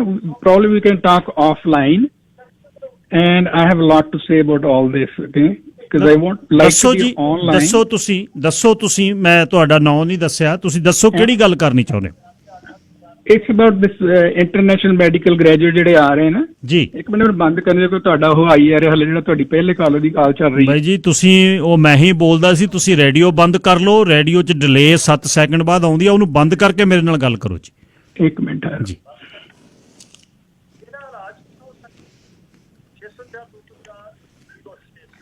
ਹਾਂਜੀ ਜੀ। ਇਹ ਬੇਸਿਕਲੀ ਭਾਈ ਸਾਹਿਬ ਜਿਹੜਾ ਤੁਹਾਡੇ ਪਹਿਲੇ ਕਾਲਰ ਕਹਿ ਗਏ ਨਾ, ਬਿਲਕੁਲ 100 ਚੋਂ 1000% ਦੀ ਸਹੀ ਕਹਿ ਰਹੇ ਆ। ਓਕੇ, ਸਾਡੇ ਇੱਥੇ ਜਿਹੜੇ ਜੱਬੇ ਪਲੇ ਬੱਚੇ ਹੈਗੇ ਨਾ, ਜਿਹੜੇ ਬਾਹਰ ਕਰਨ ਜਾਂਦੇ ਆ, ਇੱਥੇ ਦੀਆਂ ਗੌਰਮੈਂਟਾਂ ਤੇ ਇੱਥੇ ਦੀਆਂ ਯੂਨੀਵਰਸਿਟੀਆਂ ਸਮਝਦੀਆਂ ਕਿ ਉਹ ਬੱਚੇ ਇੱਧਰ ਵਾਸਤੇ ਨਾਕਾਮਯਾਬ ਸੀਗੇ, ਤਾਂ ਕਰਕੇ ਬਾਹਰ ਕਰਨ ਜਾਂਦੇ ਆ ਡਾਕਟਰੀਆਂ ਜੀ। ਲੇਕਿਨ ਉਹਨਾਂ ਦੀ ਵਜ੍ਹਾ ਇਹ ਹੁੰਦੀ ਹੈ, ਯੂਜਲੀ ਜਿੱਦਾਂ ਇਹਨਾਂ ਨੇ ਦੱਸਿਆ ਕਿ 2-2 4-4 ਵਾਰੀ ਅਪਲਾਈ ਕਰਦੇ ਆ, ਮਿਲਦੀਆਂ ਨਹੀਂ। ਬੱਚੇ ਜਲਦੀ ਆਪਣੀਆਂ ਪੜ੍ਹਾਈਆਂ ਖਤਮ ਕਰਕੇ ਵਾਪਸ ਆਉਣਾ ਚਾਹੁੰਦੇ ਆ। ਤੁਸੀਂ ਭਾਈ ਸਾਹਿਬ ਬਿਲੀਵ ਨਹੀਂ ਕਰੋਗੇ ਕਿੰਨੇ ਕੁ ਜਿਹੜੇ ਸਾਡੇ ਕੈਨੇਡੀਅਨ ਜੰਪਲ ਬੱਚੇ, ਇੱਥੇ ਦੇ ਸਿਟੀਜ਼ਨ ਜਿਹੜੇ ਬਾਹਰੋਂ ਡਾਕਟਰੀਆਂ ਕਰਕੇ ਆਉਂਦੇ ਆ, ਇਵੈਂਚੁਅਲੀ ਉਹਨਾਂ ਨੂੰ ਜਿਹੜਾ ਸੈੱਟ ਹੋਣ ਵਾਸਤੇ ਕੈਨੇਡਾ ਦੇ ਵਿੱਚ ਇੰਨੇ ਜ਼ਿਆਦਾ ਹਰਡਲਸ ਹੈਗੀਆਂ ਨਾ ਜੀ। ਜਿਹੜੇ ਜਿੰਨੇ ਵੀ ਕਾਲਜਿਸ ਹੈਗੇ ਇੱਥੇ, ਲਾਇਸੈਂਸਿੰਗ ਬਾਡੀਜ਼ ਹੈਗੀਆਂ, ਗਵਰਨਮੈਂਟ ਹੈਗੀ ਹੈ ਜੀ, ਔਰ ਇਹਨਾਂ ਦੀ AFMC ਹੈਗੀ ਹੈ, ਉਹ ਹੈਗੀ association of medical faculties of Canada. ਉਹ ਜਿਹੜੀ ਫੈਕਲਟੀ AFMC ਹੈਗੀ ਆ, ਉਹਦੇ ਵਿੱਚ ਜਿਹੜੇ ਸਾਰੇ ਦੇ ਸਾਰੇ 20 ਜਾਂ 22 ਮੈਡੀਕਲ ਕਾਲਜ ਜਿਹੜੇ ਇੱਥੇ ਹੈਗੇ ਆ ਨਾ ਕੈਨੇਡਾ ਦੇ ਵਿੱਚ, ਉਹਨਾਂ ਦੇ ਸਾਰੇ ਡੀਨ ਉਹਨਾਂ ਦੇ ਮੈਂਬਰ ਹੈ ਜੀ, ਰਾਈਟ? ਔਰ ਉਹ ਸਾਰੇ ਜਣੇ ਰਲ ਕੇ, ਗਵਰਨਮੈਂਟ ਦੀਆਂ ਮਿਨਿਸਟਰੀਆਂ ਰਲ ਕੇ ਜੀ, ਤੇ ਸਟੂਡੈਂਟ ਐਸੋਸੀਏਸ਼ਨ ਜਿਹੜੀਆਂ ਮੈਡੀਕਲ ਸਟੂਡੈਂਟ ਐਸੋਸੀਏਸ਼ਨ ਇੱਥੇ ਰਲ ਕੇ ਸਾਰੇ ਕਾਨੂੰਨ ਬਣਾਉਂਦੇ ਆ ਜੀ। ਔਰ ਇਹਨਾਂ ਦੇ ਜਿੰਨੇ ਸਾਰੇ ਕਾਨੂੰਨ ਹੈਗੇ ਆ, ਉਹ ਸਾਰੇ ਬਾਹਰਲੇ ਬੱਚਿਆਂ ਨੂੰ ਆਉਣ ਤੋਂ ਇੱਕਦਮ ਉਹਨਾਂ ਨੇ ਠੱਲ ਲਾਈ ਹੋਈ ਹੈ ਜੀ। ਇੱਥੇ ਦੇ ਬੱਚੇ, ਇੱਥੇ ਦੇ ਜਿਹੜੇ ਯੂਨੀਵਰਸਿਟੀਆਂ ਹੈਗੀਆਂ ਸਾਰੀਆਂ, ਉਹ ਕਹਿ ਰਹੀਆਂ ਕਿ ਜਿਹੜੇ ਇੱਥੇ ਕੈਨੇਡਾ 'ਚ ਕੈਨੇਡੀਅਨ ਕਾਲਜਿਸ ਜਾਂ ਯੂਨੀਵਰਸਿਟੀ ਜਿਹੜੇ ਬੱਚੇ ਜਾਂਦੇ ਆ ਜੀ, ਉਹ ਬੈਟਰ ਆ ਬਾਹਰਲਿਆਂ ਨਾਲੋਂ ਜੀ। ਹੁਣ ਤੁਸੀਂ ਦੇਖੋ, ਜੇ ਉਹਨਾਂ ਦੀ ਬਾਹਰਲੇ ਬੱਚੇ ਜਿਹੜੇ ਇੰਟਰਨੈਸ਼ਨਲ ਮੈਡੀਕਲ ਗ੍ਰੈਜੂਏਟਸ ਜਿਹੜੇ ਆਉਂਦੇ ਆ, ਰਾਈਟ, ਜਿਹੜੇ ਇੱਥੋਂ ਹੀ ਗਏ ਆ, ਜਿਹੜੇ ਇੱਥੇ ਦੇ ਬੱਚੇ ਆ, ਹਾਂਜੀ, ਇੱਥੇ ਉਹਨੂੰ ਕਹਿੰਦੇ, ਮੈਂ ਤੁਹਾਨੂੰ ਇੱਕ ਵੈਬਸਾਈਟ ਦੱਸੂ, ਤੁਸੀਂ ਉੱਥੇ ਜਾ ਕੇ ਸਰਚ ਕਰਿਓ ਜੀ। ਉਹ ਵੈਬਸਾਈਟ ਦਾ ਨਾਮ ਹੈਗਾ SOCASMA, Societies of Canadians Studying Medicine Abroad। ਅੱਛਾ ਜੀ, ਓਕੇ। ਉਹਨਾਂ ਦੀ ਪ੍ਰੈਜ਼ੀਡੈਂਟ ਦਾ ਨਾਮ ਹੈਗਾ ਰੋਜ਼ਮੇਰੀ ਪੋਲਿਕ, ਔਰ ਉਹ ਲੇਡੀ ਜਿਹੜੀ ਹੈ, ਉਹ ਮੇਰੀ ਫਰੈਂਡ ਹੈ। ਉਸ ਲੇਡੀ ਨੂੰ 10-12 ਸਾਲ ਹੋ ਗਏ ਇਸ ਚੀਜ਼ ਵਾਸਤੇ ਫਾਈਟ ਕਰਨ ਨੂੰ, and she is willing to come on your radio station. Sure, I will bring her. Thank you. ਅੱਛਾ ਜੀ, ਤੇ ਤੁਸੀਂ ਆਫਲਾਈਨ ਮੈਂ ਨੰਬਰ ਦੇ ਦਿੰਦਾ, ਤੁਸੀਂ ਮੇਰਾ ਜ਼ਿਆਦਾ ਡਿਟੇਲ ਚ ਜਾਣੀ ਚਾਹੋ, I'm available anytime for you. Hold ਕਰਿਓ ਜੀ, ਹੋਲਡ ਕਰਿਓ, ਮੈਂ ਹੁਣੇ ਹੀ ਤੁਹਾਡੇ ਨਾਲ ਗੱਲ ਕਰਦਾ ਜੀ ਆਫ 에ਅਰ। ਹੋਲਡ ਕਰਿਓ।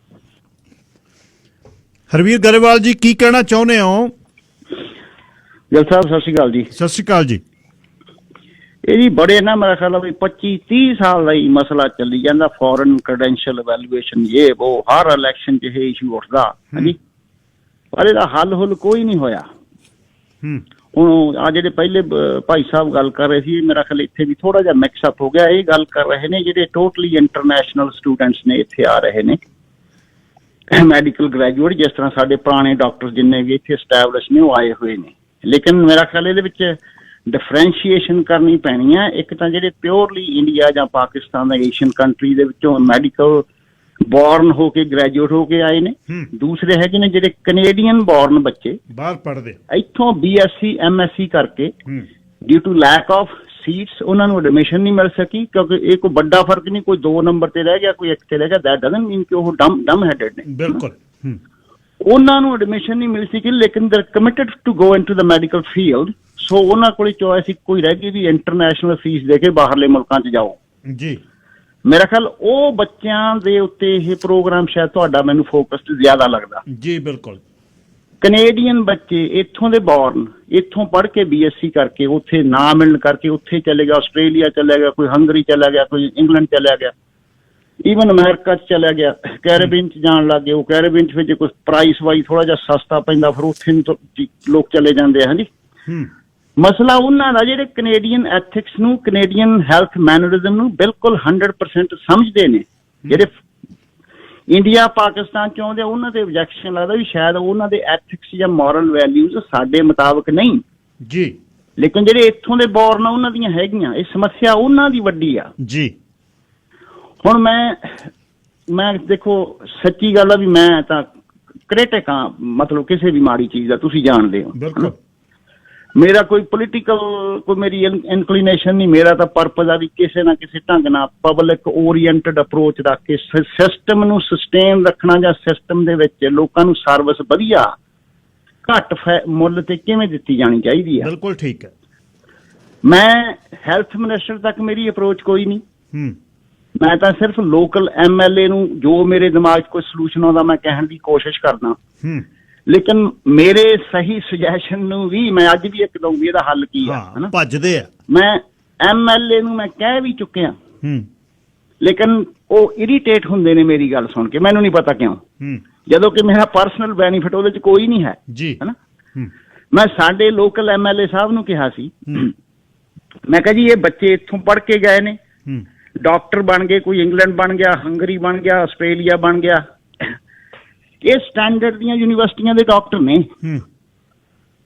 ਬਈ। ਇਹਨਾਂ ਨੂੰ ਤੁਸੀਂ ਇੱਥੇ ਤੁਸੀਂ ਦੇਖੋ 3-4 ਇਸ਼ੂ ਨੇ। ਇੱਕ ਤਾਂ ਹੁਣ ਸਾਡੇ ਕੋਲੇ ਤੁਸੀਂ ਐਮਰਜੈਂਸੀ ਕਲੀਨਿਕ ਖੋਲੀ ਜਾ ਰਹੇ ਹੋ 15-20 ਮਿਲੀਅਨ ਡਾਲਰ ਲਾ ਕੇ, ਗ੍ਰੈਨਵੈਲ ਤੇ ਖੋਲਤਾ, ਸਰੀ ਮੈਮੋਰੀਅਲ ਦੇ ਬਾਹਰ ਖੋਲਤਾ, ਸ਼ਾਇਦ ਇੱਕ ਨਾਰਥ ਵੈਨਕੂਵਰ ਵੀ ਖੋਲਿਆ ਵੀ। ਇਹਦੇ ਵਿੱਚ ਕਈ ਮਿਲੀਅਨ ਡਾਲਰ ਲਾ ਕੇ ਬਿਲਡਿੰਗ ਬਣਦੀ ਹੈ, ਫਿਰ ਘੱਟੋ ਘੱਟ 3.5 ਲੱਖ ਡਾਲਰ ਉਸ ਡਾਕਟਰ ਨੂੰ ਪੇ ਕਰਦੇ ਹੋ ਜਿਹੜਾ ਸਰਟੀਫਾਈਡ ਟੂ ਵਰਕ ਇਨ ਦੇ ਸਿਸਟਮ।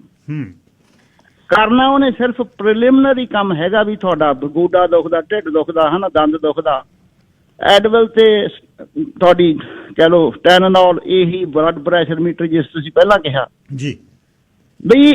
ਖਰਚਾ ਵੱਧ ਰਿਹਾ, ਡਾਕਟਰਾਂ ਦੀ ਸ਼ਾਰਟੇਜ ਆ, ਹਸਪਤਾਲਾਂ ਦੇ ਵਿੱਚ ਲਾਈਨ ਅਪ ਬਹੁਤ ਲੰਬੀ ਆ।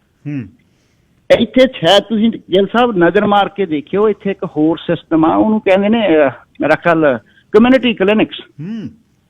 ਉਹ ਇੱਥੇ ਲੋਅਰ ਮੇਨਲੈਂਡ ਦੇ ਵਿੱਚ ਮੇਰਾ ਖਿਆਲ 10-10, 12-12 ਕਿਲੋਮੀਟਰ ਤੇ ਉਹ ਸਾਰੇ ਹੀ ਖੁੱਲੇ ਹੋਏ ਨੇ। ਉੱਥੇ ਹੁੰਦਾ ਕੀ ਹੈ, ਜਾਂ ਤਾਂ ਫਲੂ ਦੇ ਸ਼ਾਟਸ ਲੱਗਦੇ ਸੀ, ਜਾਂ ਉੱਥੇ ਜਿਹੜੀ ਟਿਊਬਰਕਲੋਸਿਸ TB ਦੀ ਬਿਮਾਰੀ ਆ ਉਹਦੀ ਟੈਸਟਿੰਗ ਹੁੰਦੀ ਹੈ, ਤੇ ਜਾਂ ਫਿਰ ਜਿਹੜੇ ਨਿਊਲੀ ਬੋਰਨ ਬੱਚੇ ਨੇ ਉੱਥੋਂ ਨਰਸਿਸ ਨੂੰ ਉਹਨਾਂ ਦੀ ਡਿਊਟੀ ਲਾਈ ਜਾਂਦੀ ਆ ਘਰਾਂ 'ਚ ਭੇਜਣ ਲਈ ਵੀ ਦੇਖੋ ਜਰਕਾਨ ਤਾਂ ਨਹੀਂ ਹੋ ਗਿਆ, ਇਹਨਾਂ ਨੂੰ ਦੱਸੋ ਵੀ how to look after the babies ਜੀ। ਇੰਨਾ ਕੀ ਕੰਮ ਆ। ਹੁਣ ਫਲੂ ਸ਼ਾਟ ਮਹੀਨਾ 2 ਮਹੀਨੇ ਦਾ, ਬਾਕੀ ਤਾਂ ਤਕਰੀਬਨ ਉੱਥੇ ਕੰਮ ਹੈ ਨਹੀਂ ਕੋਈ। ਵਧੀਆ ਬਿਲਡਿੰਗਸ ਨੇ, ਉਹ ਆਫਿਸਿਸ ਬਣੇ ਹੋਏ ਨੇ, ਵੈਲ ਫਰਨਿਸ਼ਡ ਨੇ ਜੀ। ਮੈਂ ਸਾਡੇ MLA ਸਾਹਿਬ ਨੂੰ ਕਿਹਾ ਸੀ, ਮੈਂ ਕਿਹਾ ਜੀ rather then spending millions of dollars on the new emergency clinics, ਤੁਸੀਂ ਇਹਨਾਂ ਨੂੰ ਐਗਜ਼ਿਸਟਿੰਗ ਬਿਲਡਿੰਗ ਨੂੰ ਯੂਜ਼ ਕਿਉਂ ਨਹੀਂ ਕਰਦੇ? ਲੀਜ਼ ਪੇ ਕਰ ਰਹੇ ਹੋ, ਸਟਾਫ ਉੱਥੇ ਬੈਠਾ ਵੈਲ ਫਰਨਿਸ਼ਡ ਨੇ, ਇੱਕ ਡਾਕਟਰ ਲਿਆ ਕੇ ਬਿਠਾਉਣਾ ਬਈ। ਜਿਹੜੇ ਬੱਚੇ ਇੱਥੋਂ ਦੇ BS ਇੱਥੋਂ ਦੇ ਬੋਰਨ ਬੱਚੇ ਇੰਗਲੈਂਡ ਆਸਟ੍ਰੇਲੀਆ 'ਚ MD ਕਰੀ ਬੈਠੇ ਨੇ, ਰੈਜ਼ੀਡੈਂਸੀ ਦਾ ਉਹਨਾਂ ਨੂੰ 60-65 ਹਜ਼ਾਰ ਮਿਲਦਾ 1 ਸਾਲ ਦਾ।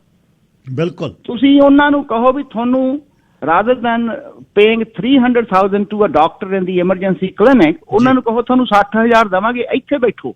ਬਿਲਕੁਲ ਠੀਕ।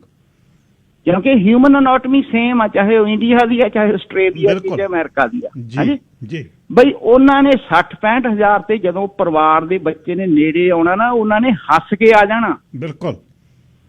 2 ਸਾਲ ਉਹਨਾਂ ਨੂੰ ਰੈਜ਼ੀਡੈਂਸੀ ਨਾ ਕਰਵਾਓ, ਉਹਨਾਂ ਨੂੰ ਉਸ ਕਲੀਨਿਕ ਦੇ ਵਿੱਚ ਬਿਠਾਓ, ਬੇਸਿਕ ਪ੍ਰੀਲਿਮਿਨਰੀ ਟੈਸਟਿੰਗ ਕਰਨ। ਜੇ ਤੱਕ ਗੱਲ ਕਾਬੂ ਉਹਨਾਂ ਦੇ ਕਰਨ ਵਾਲੀ ਹੈਗੀ ਆ, 70-80% ਇਹੀ ਹੁੰਦਾ ਮੇਰਾ ਢਿੱਡ ਦੁਖਦਾ, ਜਾੜ ਦੁਖਦਾ, ਸ਼ੁਰੂ ਹੋ ਗਿਆ ਜੀ, ਅੱਖਾਂ 'ਚ ਦਰਦ ਹੁੰਦਾ ਜੀ। ਜੇ ਉਹਨਾਂ ਦੇ ਸਮਝ ਦੀ ਬਾਹਰ ਨਹੀਂ ਗੱਲ, ਤਾਂ ਉਹਨਾਂ ਨੂੰ ਆਪਣੇ ਐਮਰਜੈਂਸੀ ਹਸਪੀਟਲ 'ਚ ਭੇਜਣ, ਉਹਦੇ ਨਾਲ ਲਾਈਨ ਅਪ ਖਤਮ ਹੋ ਜੂ। 70% ਤਾਂ ਉਹਨਾਂ ਨੇ ਇੱਥੋਂ ਮੋੜ ਦੇਣੇ ਆ। ਬਿਲਕੁਲ ਠੀਕ ਹੈ। ਤੁਸੀਂ ਇਹਦੇ ਫਾਇਦੇ ਦੇਖੋ, ਇੱਕ ਤਾਂ 15 ਮਿਲੀਅਨ 20 ਮਿਲੀਅਨ ਦੇ ਕਲੀਨਿਕ ਤੋਂ ਪੈਸਾ ਬਚ ਗਿਆ। ਬਿਲਕੁਲ। ਦੂਸਰਾ 3 ਲੱਖ ਦੀ ਥਾਂ ਤੇ $65,000 ਡਾਕਟਰ ਨੂੰ ਦੇਣਾ ਪਿਆ, $2.5 ਲੱਖ ਬਚ ਗਿਆ ਸਾਲ ਦਾ। Same doctor MD, same doctor ਆ। ਤੀਸਰਾ ਹੈਗਾ ਜਿਹੜੀ ਲਾਈਨ ਅਪ ਖਤਮ ਹੋਈ ਨਹੀਂ ਰਹੀ, ਵੇਟਿੰਗ ਲਿਸਟ ਉਹ ਮੁੱਕ ਗਈ। ਵੀ ਕੀ ਇਹ ਨਹੀਂ ਕੀਤਾ ਜਾ ਸਕਦਾ? ਕੀਤਾ ਜਾ ਸਕਦਾ, ਲੇਕਿਨ ਜੀ ਉਹ ਕਲੀਅਰਲੀ ਕਹਿੰਦੇ ਜੀ ਇਹ ਹੋ ਨਹੀਂ ਸਕਦਾ। ਮੈਂ ਕਿਹਾ ਜੀ ਰੀਜ਼ਨ? ਕਹਿੰਦੇ ਰੈਗੂਲੇਟਰੀ ਬੋਡੀ ਨਹੀਂ ਕਰਨ ਦਿੱਤੀ। ਮੈਂ ਕਿਹਾ ਰੈਗੂਲੇਟਰੀ ਬੋਡੀ ਤੁਹਾਨੂੰ ਰਿਪੋਰਟ ਕਰਦੀ ਹੈ ਜਾਂ are you reporting back to the regulatory body? ਕਿਹਦੀ ਰੈਗੂਲੇਟਰੀ ਬੋਡੀ ਆ? ਕਿਹੜਾ ਫਿਜ਼ੀਸ਼ੀਅਨ ਕਾਲਜ ਆ ਜਿਹੜਾ ਤੁਹਾਡੇ ਅੰਡਰ ਹੈ ਨਹੀਂ? ਯੈਸ। ਮੈਂ ਕਿਹਾ ਵੀ ਇਹ ਯੂਨੀਅਨ ਦੇ ਕੰਟਰੈਕਟ ਹੁੰਦੇ ਨੇ, 2-2 ਸਾਲ ਬਾਅਦ ਰਿਨਿਊ ਹੁੰਦੇ ਨੇ। You should enforce those kind of terms and conditions on those kind of regulatory bodies. ਜੀ। Why can't you do that? ਪਰ ਉਹਨਾਂ ਨੇ ਕੋਈ ਰਿਸਪੌਂਸ ਨਹੀਂ ਦਿੱਤਾ। ਫਿਰ ਕਹਿੰਦੇ ਯੂਨੀਅਨ ਤੰਗ ਕਰਦੀ ਆ। ਮੈਂ ਕਿਹਾ ਵੀ ਹੁਣ ਯੂਨੀਅਨ ਤੰਗ ਕਰਦੀ ਆ, ਰੈਗੂਲੇਟਰੀ ਬੋਡੀ ਤੁਹਾਨੂੰ ਦੇਲੀ ਤੇ ਨਹੀਂ ਚੜਨ ਦਿੰਦੀ ਮਿਨਿਸਟਰਾਂ ਨੂੰ, ਇਹਦਾ ਮਤਲਬ ਤੁਸੀਂ ਲੋਕਾਂ ਨੂੰ ਪੀਨਾਲਾਈਜ਼ ਕਰ ਰਹੇ ਹੋ। ਯੈਸ। ਜਦੋਂ ਕਿ ਤੁਹਾਡੇ ਕੋਲੇ ਅਥਾਰਟੀ ਆ ਟੂ ਰੈਗੂਲੇਟ ਐਵਰੀਥਿੰਗ। ਸੋ ਮੈਂ ਤਾਂ ਇਹੀ ਕਹੂੰ ਬਈ ਜੇ ਸੈਨ ਸਾਹਿਬ ਤੁਹਾਡੀ ਅਪਰੋਚ ਹੈਲਥ ਮਿਨਿਸਟਰ ਤੱਕ ਹੋ ਸਕਦੀ ਹੈ, ਮੈਨੂੰ ਤਾਂ ਨਹੀਂ ਨੇੜੇ ਜਾਣ ਦੇਣਾ ਇਹਨਾਂ ਨੇ। ਮੈਂ ਤੁਹਾਡੇ ਨਾਲ ਬੈਠ ਜੂ, ਐਟਲੀਸਟ ਆਪਾਂ ਉਹਨਾਂ ਨੂੰ ਵੀ should shed some light on these kind of things. ਬਿਲਕੁਲ। ਔਰ ਵੱਡਾ ਬੈਨੀਫਿਟ ਮੈਂ ਉਸ MLA ਨੂੰ ਕਿਹਾ ਸੀ, ਮੈਂ ਕਿਹਾ ਜਿਸ ਦਿਨ ਤੁਸੀਂ 6-6 ਸਾਲ ਹੋ ਗਏ ਨਾ ਪਰਿਵਾਰਾਂ ਦੇ ਵਿੱਚੋਂ ਦੂਰ ਬੱਚੇ ਗਏ ਹੋਏ ਨੇ, ਤੁਹਾਨੂੰ ਸਸਤਾ ਪੈ ਰਿਹਾ ਹੈ ਫਾਈਨੈਂਸ਼ੀਅਲੀ। ਜਿੱਦਣ ਕਿਤੇ ਬੱਚੇ ਉਹ ਨੇੜੇ ਆ ਗਏ ਨਾ, PRL ਟਰੂਡੋ ਨੇ ਜਿਸ ਤਰ੍ਹਾਂ ਲੋਕ ਪੱਕੇ ਕੀਤੇ ਸੀ ਨਾ, ਅੱਜ ਤੱਕ ਲੈਗੇਸੀ ਚੱਲਦੀ ਆ ਵੋਟਾਂ ਦੀ। ਤੁਹਾਨੂੰ ਸਾਰੀ ਉਮਰ ਉਹਨਾਂ ਪਰਿਵਾਰਾਂ ਨੇ ਵੋਟਾਂ ਪਾਉਣੋਂ ਨਹੀਂ ਹਟਣਾ, ਤੁਹਾਡਾ ਵੀ ਬੈਨੀਫਿਟ ਆ। 32 ਸਾਲਾਂ ਦੇ ਜਵਾਕ ਹੋ ਗਏ, ਕਦ ਆਉਣਗੇ, ਕਦ ਵਿਆਹੁਣਗੇ, ਕਦ ਮਾਪੇ ਫ੍ਰੀ ਹੋਣਗੇ? Still he didn't agree with it. I don't know what to say about it.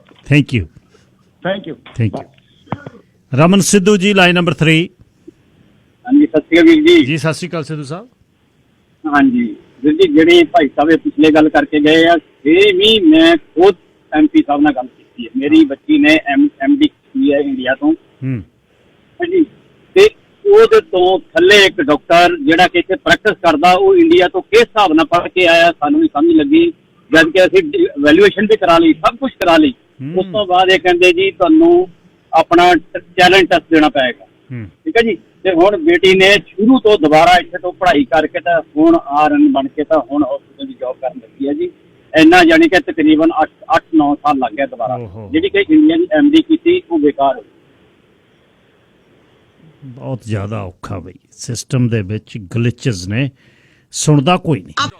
ਅਜੀ ਇਹ ਬਹੁਤ ਵੱਡਾ ਇੱਕ ਇਸ਼ੂ ਆ ਭਾਈਚਾਰੇ ਦਾ, ਇਹਦੇ ਤੇ ਹੋਰ ਕੰਮ ਕੀਤਾ ਜਾਊਗਾ। ਇਹਦੀ ਅੰਦਰਲੀ ਜਾਣਕਾਰੀ ਹੋਰ ਲੱਭ ਕੇ ਦੇਖਦੇ ਹਾਂ, ਇਹਨੂੰ ਪਰਸਿਊ ਕਰਕੇ, ਜੇ ਇਹ ਜਵਾਕਾਂ ਦੀ ਜ਼ਿੰਦਗੀ ਤੇ ਪਰਿਵਾਰਾਂ ਦੀ ਜ਼ਿੰਦਗੀ ਜਿਹੜੀ ਸਥਿਰ ਹੋ ਸਕੇ। ਸਮਾਰਾ ਫਰੇਮਿੰਗ ਮੈਂ ਬੇਨਤੀ ਕਰਾਂਗਾ ਕਮਿਊਨਿਟੀ ਜਿੰਨੇ ਵੀ ਸੁਣਦੇ ਨੇ, ਅਗਾਂਹ ਵਧੂ ਸੋਚ ਵਾਲੇ, ਜਿਵੇਂ ਸਰ ਹਰਵੀਰ ਸਿੰਘ ਗਰੇਵਾਲ ਨੇ, ਪਰ ਚਲੋ ਅਸੀਂ ਤਾਂ ਹਰ ਰੋਜ਼ ਗੱਲਾਂ ਕਰਦੇ ਹਾਂ, ਹੋਰ ਵੀ ਸੁਣਨ ਵਾਲੇ ਨੇ, ਇਕੱਠੇ ਹੋਈਏ ਤੇ ਕੋਸ਼ਿਸ਼ ਕਰੀਏ ਇਹਦੇ ਤੇ ਆਪਾਂ ਰਲ ਕੇ ਕੰਮ ਕਰੀਏ। ਲਾਈਨ ਨੰਬਰ 1 ਸੇਖੋਂ ਜੀ, ਤੁਸੀਂ ਏਅਰ ਤੇ ਹੋ। ਹੈਲੋ ਜੀ। ਹਾਂਜੀ, ਅਸਲੀ ਗਿਲ ਸਾਹਿਬ ਜੀ, ਇਹ ਮੈਂ ਸੁਣ ਰਿਹਾ ਸੀਗਾ ਤੁਹਾਡਾ ਇਹ ਸ਼ੋਅ, ਤੇ ਪਿੱਛੇ ਸਰ ਹਰਬੀਰ ਸਿੰਘ ਬੋਲ ਰਹੇ ਸੀ। ਜੀ। ਗੱਲ ਇਹ ਹੈ ਬਈ ਉਹਨਾਂ ਨੇ ਗੱਲਾਂ ਤਾਂ ਸਾਰੀਆਂ ਸਹੀ ਕੀਤੀਆਂ ਨੇ, ਤੇ ਇਹ ਜਿੰਨੇ ਵੀ ਪੋਲੀਟੀਸ਼ੀਅਨ ਨੇ ਇਹ ਤਾਂ ਆਪ ਦੇ ਹਲਵੇ ਮਾਂਡੇ ਪਿੱਛੇ ਲੱਗੇ ਹੋਏ ਨੇ। ਤੁਸੀਂ ਕਿਸੇ ਵੀ ਫੀਲਡ ਵਿੱਚ ਦੇਖ ਲਓ ਜੀ, ਇਹਨਾਂ ਨੇ ਕੋਈ ਕੰਮ ਕੀਤਾ ਹੋਵੇ ਕਿਸੇ ਵੀ। ਇੰਡੀਆ ਤੋਂ ਆਏ ਡਾਕਟਰ ਆਹ ਹੁਣ ਇੰਨਾ ਮਹਾਮਾਰੀ ਰਹੀ ਆ, ਲੋਕ ਤਰ੍ਹਾਂ ਕਰਦੇ ਨੇ, ਜਿਹੜੀਆਂ ਨਰਸਾਂ ਤੇ ਡਾਕਟਰ ਹਸਪਤਾਲਾਂ 'ਚ ਇੰਨਾ ਸੋਹਣਾ ਕੰਮ ਕਰ ਰਹੇ ਨੇ, ਉਹਨਾਂ ਦਾ ਇਹਨਾਂ ਨੇ ਕਚੂਮਰ ਕੱਢ ਰੱਖਿਆ। ਉਹਨਾਂ ਨੂੰ ਡਿਊਟੀ ਤੇ ਦੇਣ ਲਈ ਮਜਬੂਰ ਕੀਤਾ ਜਾ ਰਿਹਾ। ਜਿਹੜੇ ਹਾਲਾਤਾਂ 'ਚੋਂ ਕੰਮ ਕਰਦੇ ਨੇ, ਸਵੇਰ ਤੋਂ ਲੈ ਕੇ ਰਾਤ ਤੱਕ, ਕਿਵੇਂ ਮੂੰਹ ਸਿਰ ਉਹਨਾਂ ਦਾ ਲਪੇਟਿਆ ਹੋਇਆ, ਸਾਹ ਨਹੀਂ ਆਉਂਦਾ। ਤੇ ਇਹਨਾਂ ਲੋਕਾਂ ਨੇ, ਪਰ ਜਿਹੜੇ ਇੱਥੇ ਡਾਕਟਰ ਬੈਠੇ ਨੇ, ਚਾਹੇ ਉਹ ਕਿਸੇ ਵੀ ਮੁਲਕ ਚੋਂ ਕਰਕੇ ਆਏ ਨੇ। ਹੁਣ ਮੇਰਾ ਇੱਕ ਬੇਟਾ ਇੰਗਲੈਂਡ 'ਚ ਆ ਜੀ, ਉਹ 2 ਬੇਟੀਆਂ ਉਹਦੀਆਂ, ਉਹਨਾਂ ਨੇ ਕਹਾ ਆਪਦਾ ਜਿਵੇਂ ਆਪਣਾ 12 ਗ੍ਰੇਡ ਹੁੰਦਾ ਉਦੋਂ 1 ਸਾਲ ਵੱਧ ਲਵਾ ਕੇ, ਉਹ ਟੈਸਟ ਦੇ ਕੇ 5 ਸਾਲ ਲਾ ਕੇ ਉਹ ਡਾਕਟਰ ਨੇ ਉੱਥੇ ਪਾਸ ਕੀਤੀਆਂ ਤੇ ਜਿਹੜੇ ਲੱਗੀਆਂ। ਵੀ ਇੱਥੇ ਦੀ ਡਾਕਟਰੀ ਮੈਨੂੰ ਅੱਜ ਤਾਈਂ ਸਮਝ ਨਹੀਂ ਆਈ। ਜਿਹੜੀ ਇਹ BSc ਕਰਾਉਂਦੇ ਨੇ, ਉਹਦੇ ਵਿੱਚ ਹੀ ਮੈਥ ਪੜ੍ਹਾਈ ਜਾਂਦੇ ਨੇ, ਉਹਦੇ ਵਿੱਚ ਹੀ ਫਿਜ਼ਿਕਸ ਪੜ੍ਹਾਉਂਦੇ ਨੇ, ਜਿਹਦਾ 1% ਵੀ ਮੈਡੀਕਲ ਦੇ ਨਾਲ ਕੋਈ ਰੋਲ ਨਹੀਂ ਹੈ।